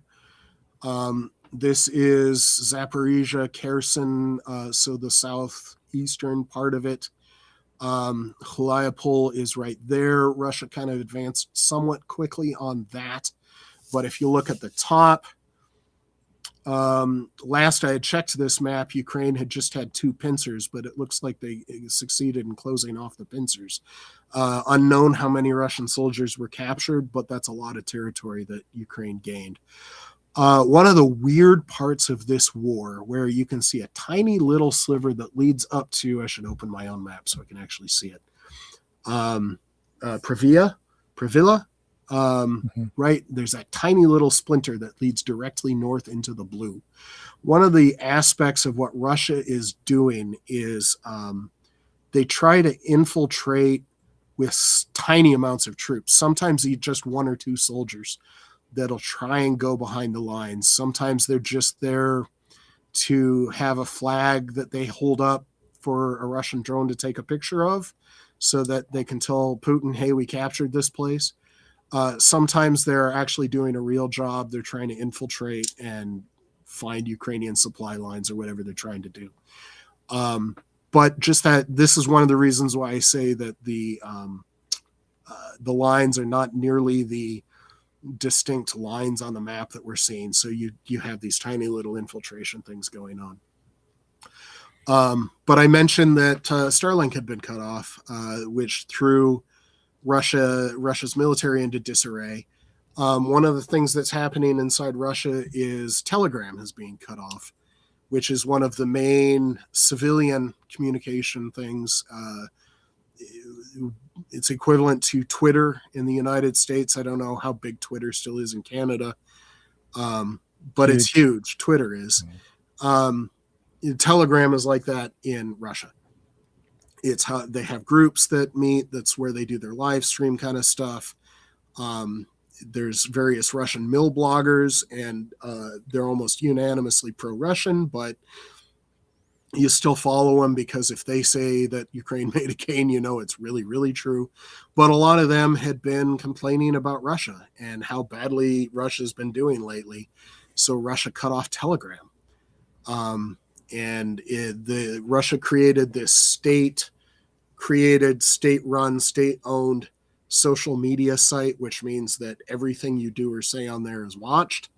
They're trying to get everybody to switch over to that with varying amounts of success. But the discontent inside Russia is starting to grow as Putin generally cuts more and more of these things off. We've mentioned the gasoline shortages inside of Russia, which have been varying degrees of severity. But recently, Russia instituted a thing about people withdrawing cash at ATMs, where there is a cooling off period, is what they're calling it, where if you attempt to withdraw your own money, your own cash from your own bank accounts, you have to go to the ATM, request the money, and then come back like a day later to get your actual money because they won't give it to you right away. It's just the weirdness inside of Russia just keeps growing and growing. I don't know what to make out of that. Putin's clamping down harder. Does that mean that the Russian dissent is growing, or does it mean that Putin's successfully tamping it down? I don't know that, unfortunately. Okay. Do you want me to move to another map? Those other you have sent other images as well. I don't know what. Yeah, let's do some of the other images. Okay.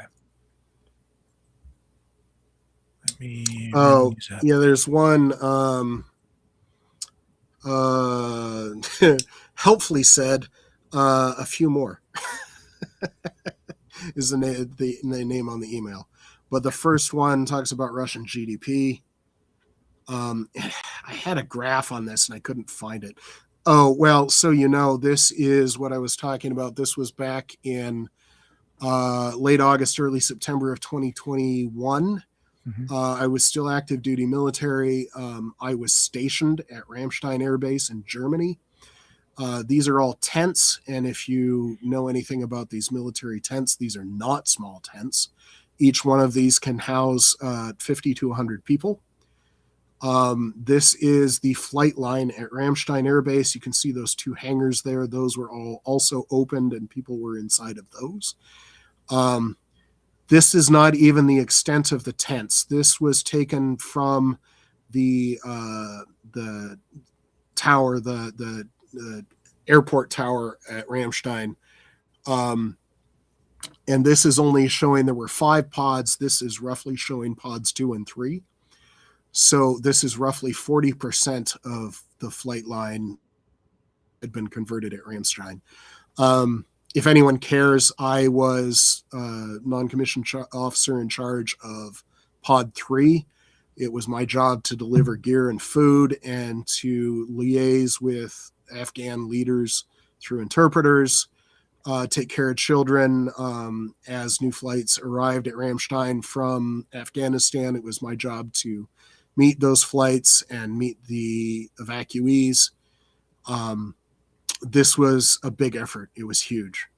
I was, at any given time, I had roughly 5,000 Afghanis under my care. It was a huge undertaking. This is when Trump negotiated that treaty with the Taliban only, and this was the immediate blowback about a year later when we had to evacuate all of these people from Afghanistan.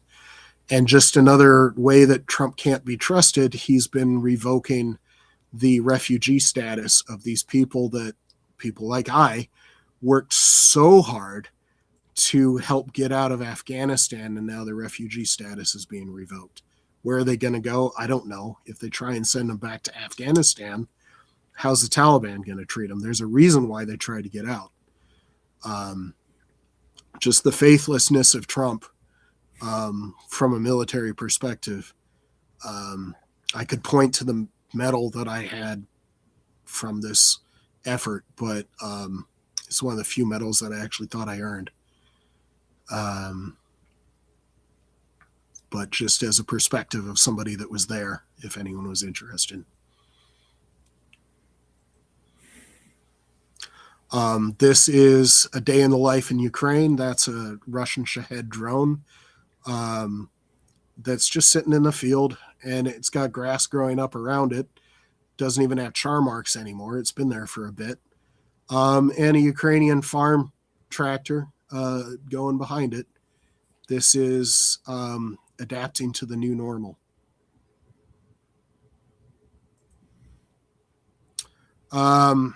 This is like random pictures from Mike's brain. This is Nikolai. I'm not going to give you his last name for the protection of his family, but he's a musician that I met all the way back in 2017. He was killed by Russians in, I believe, 2023. He was a bassoon player, but he was also a conductor.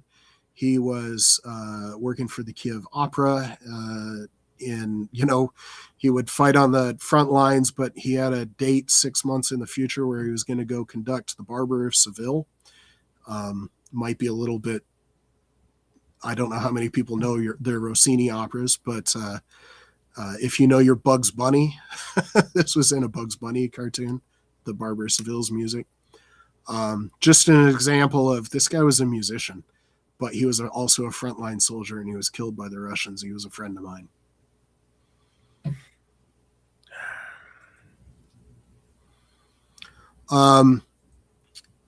So one of the things when you talk about all these big abstract things that we're talking about with Trump's a politician, and he does these things that you might agree or disagree with, and there's like these big world events, large scale things. But I mentioned that one guy that was my friend, or the day-to-day thing that I was dealing with individual Iraqis. I was consoling an Afghani child. They might not have eaten in 48 hours. I was giving food to an Afghani child, or playing soccer with a kid whose parents were well beyond their last, and they just couldn't even deal with their own children. And so one of my jobs was to maybe give the parents a respite and maybe give the kids something to smile about. One of the things I've been doing for the past 4 years is gathering non-lethal kits. So you're talking about boots and camouflage uniforms and warm coats and wool socks and fleece hats, waterproof pants for a special forces operator that I've been talking to. Other things, 4x4 Toyota trucks for resupply and wounded evacuation, things like that. This is my latest shipment of uniforms to Ukrainian frontline soldiers. This is about 125 cold weather items worth roughly $8,000. And this is on its way to Ukraine right now. So when we're talking about these big worldwide events, and people are like, I don't trust Trump, but what can I do? It's important to realize as individuals that we matter. What we do matters. What you can do tomorrow matters. That you can make the difference in at least one person's life.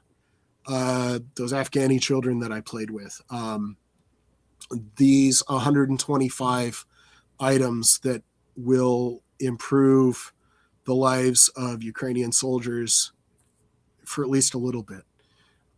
Gear gets torn up in war. A pair of boots might last you a month, that kind of a thing.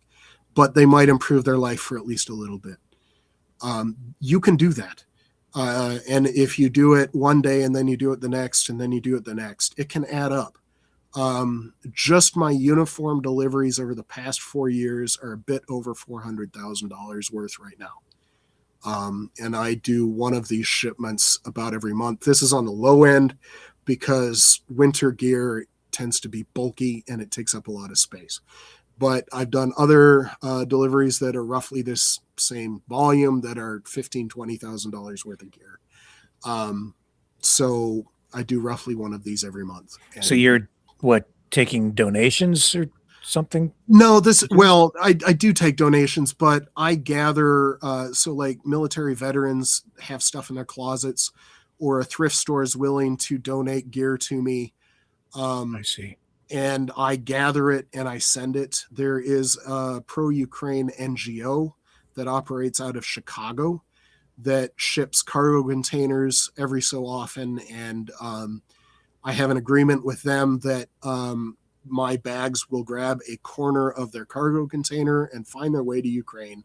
And I have frontline soldiers in Ukraine that I personally know who will pick them up and get them to people that need it. So what I'm using this as is if you feel frustrated or if you're thinking, what can I do to push back against these world-changing events that are a lot bigger than me? My answer is do something. Even if it's just get a pair of boots to somebody that needs it, or put a smile on a child's face that hasn't had one in a while. There's things you can do. And if you do a little bit every day, over time, that adds up to a lot. You can make an impact. You can do something.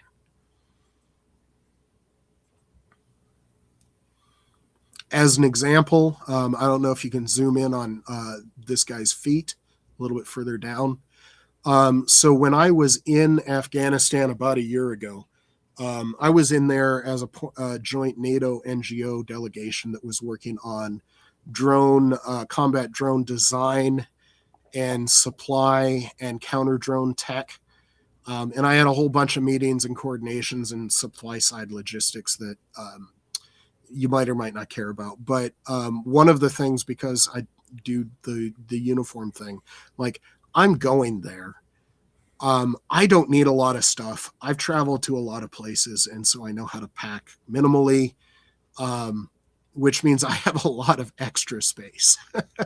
So I grabbed a whole bunch of bags and I took them with me. I had, instead of shipping them on that cargo container on a slow boat, I just took them with me on the airplane. And when I went to the front lines near Sloviansk and Izium, I brought them with me. This guy, who I didn't know until this trip, but this is one of my close friends. This is where he slept every night. This building doesn't exist anymore. A Russian rocket brought it down on top of my friend. But I brought the uniforms to him as long as I was there. And if you can see behind this guy's feet, he's putting boots on, but you can see those sandals behind these guys' feet. This guy was a frontline soldier. You can see those sandals right there on the floor. Oh, right there. Yeah. This guy was a frontline soldier that was trying to operate in sandals.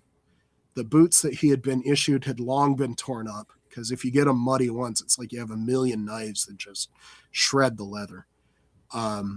And out of the pair of boots, that the various pairs of boots that I had with me, one of them fit.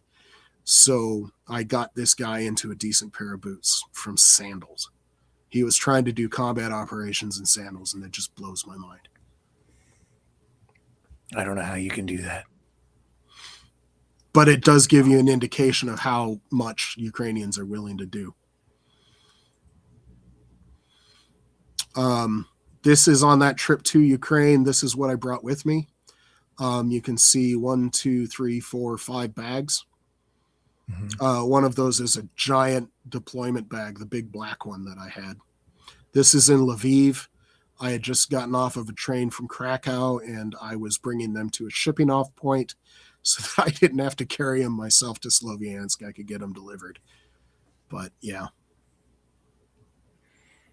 I think that gets us to the end of that collection of photos. Yeah. But this was just kind of, so in case people are wondering what I actually do in terms of supporting Ukraine, that's one side of what I do. Okay. Do you have a website or some place where people No, that's just what I do. There's various groups that support Ukraine. I had been on the leadership board of one. I resigned from them to do other things, but I continue to do this kind of work. All right. Well, if people want to message me, you can. I'm on various things. I'm on LinkedIn. I'm on Twitter. I'm on Facebook. You can probably find me on Telegram. I'm sorry, on Signal, but I don't know if you can just by name. Okay. So if people are interested. So that's the way it is on this, what is it, March 4th of 2026. Do you have anything else you'd like to add tonight, Mike, or think that we might be missing? It's there's a whole lot going on out there. What time are we at? We're already at 8:15. Yeah. It's always good to have more information than you had time to cover, I suppose. Yeah, I don't know how to sum this up. I mean, there's all these quotes. There's Edward R. Murrow of we're not descended from cowardly people. It's not a direct quote, but he was pushing back against Joseph McCarthy in the 1950s. Just as a through line and a sense of how old Donald Trump actually is. Joseph McCarthy's a lawyer and advisor, almost a mafia consigliere, was a guy named, if I'm going to get this right, Roy Cohn, if I got that name correct. Roy Cohn was one of Donald Trump's mentors, just as a through line of what we're up against. The same kind of tactics that Joe McCarthy used in the 1950s to go after people are what Trump is familiar with. That's what he grew up on. That's what he cut his teeth on. That's what he knows. But it only works if you're scared, or if you allow yourself to be, if you allow your actions to be dictated by your fear. We're not descended from fearful people. We're just not. Canadians in the United States, we have very similar backgrounds. We came from somewhere else. Our ancestors had the courage to pick them up by their bootstraps and come from somewhere else with almost nothing to build a new life. Certainly true for me. On my mom's side, it goes back to the Mayflower, but on my dad's side, 1898 is when my great-grandfather came over from a place, a little tiny farm just south of Prague in the current Czech Republic. And my dad was the first kid that went to college, the grandson of an immigrant. And that's just, those are the people that we came from. They had the courage to do what they did. We're descended from them. We're not descended from people that lacked courage. We have the courage to push back on this kind of stuff. We have the courage to act intelligently in situations that are less than comfortable. We do. We need to act like that. We can't allow our fear to dictate our actions. And we need to act like we need to act in this current situation. And that being said, if all else fails, you can always call in Captain Ass Kicker. Which one is that? Should I even ask? I'll leave you with that, folks, tonight. Captain Ass Kicker, Maverick and the News Brothers will be back here 7 p.m. Eastern on the flip side. Y'all better stand back.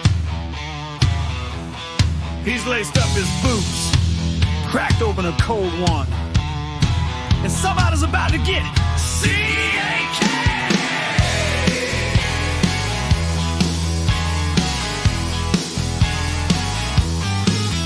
Well, he rolls into town on a Harley so loud, with a stars and stripes cape and a jaw like a plow. Don't need no laser beams, no high-tech tricks. He just winds up that boot and lets it fly real quick. He kicks ass to the left, kicks ass to the right. Captain Ass Kicker's looking for a fight. From sundown to sunrise, he'll brawl and bite, 'cause Captain Ass Kicker is alright.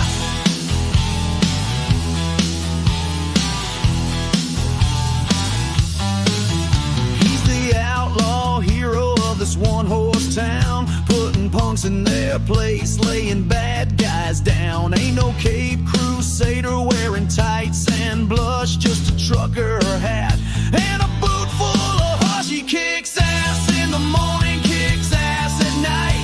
C-A-K, don't care if you're wrong or right. You run your mouth, he's quick to ignite. Yeah, Captain Ass Kicker is dive right.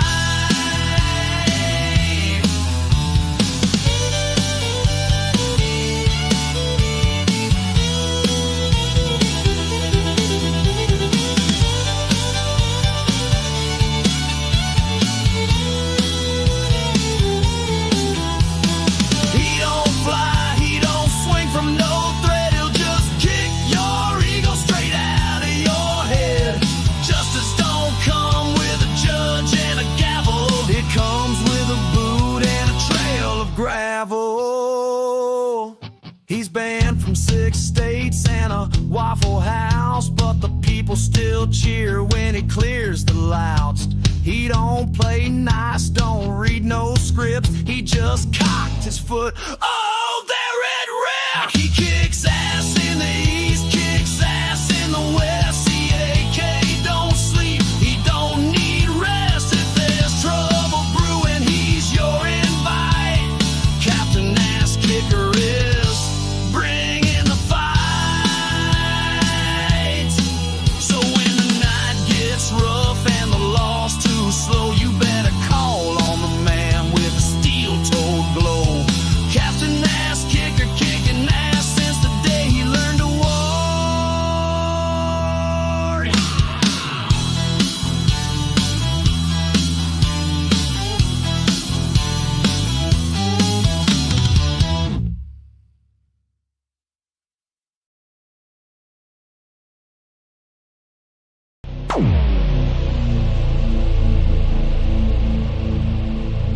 This has been a Maverick Multimedia production.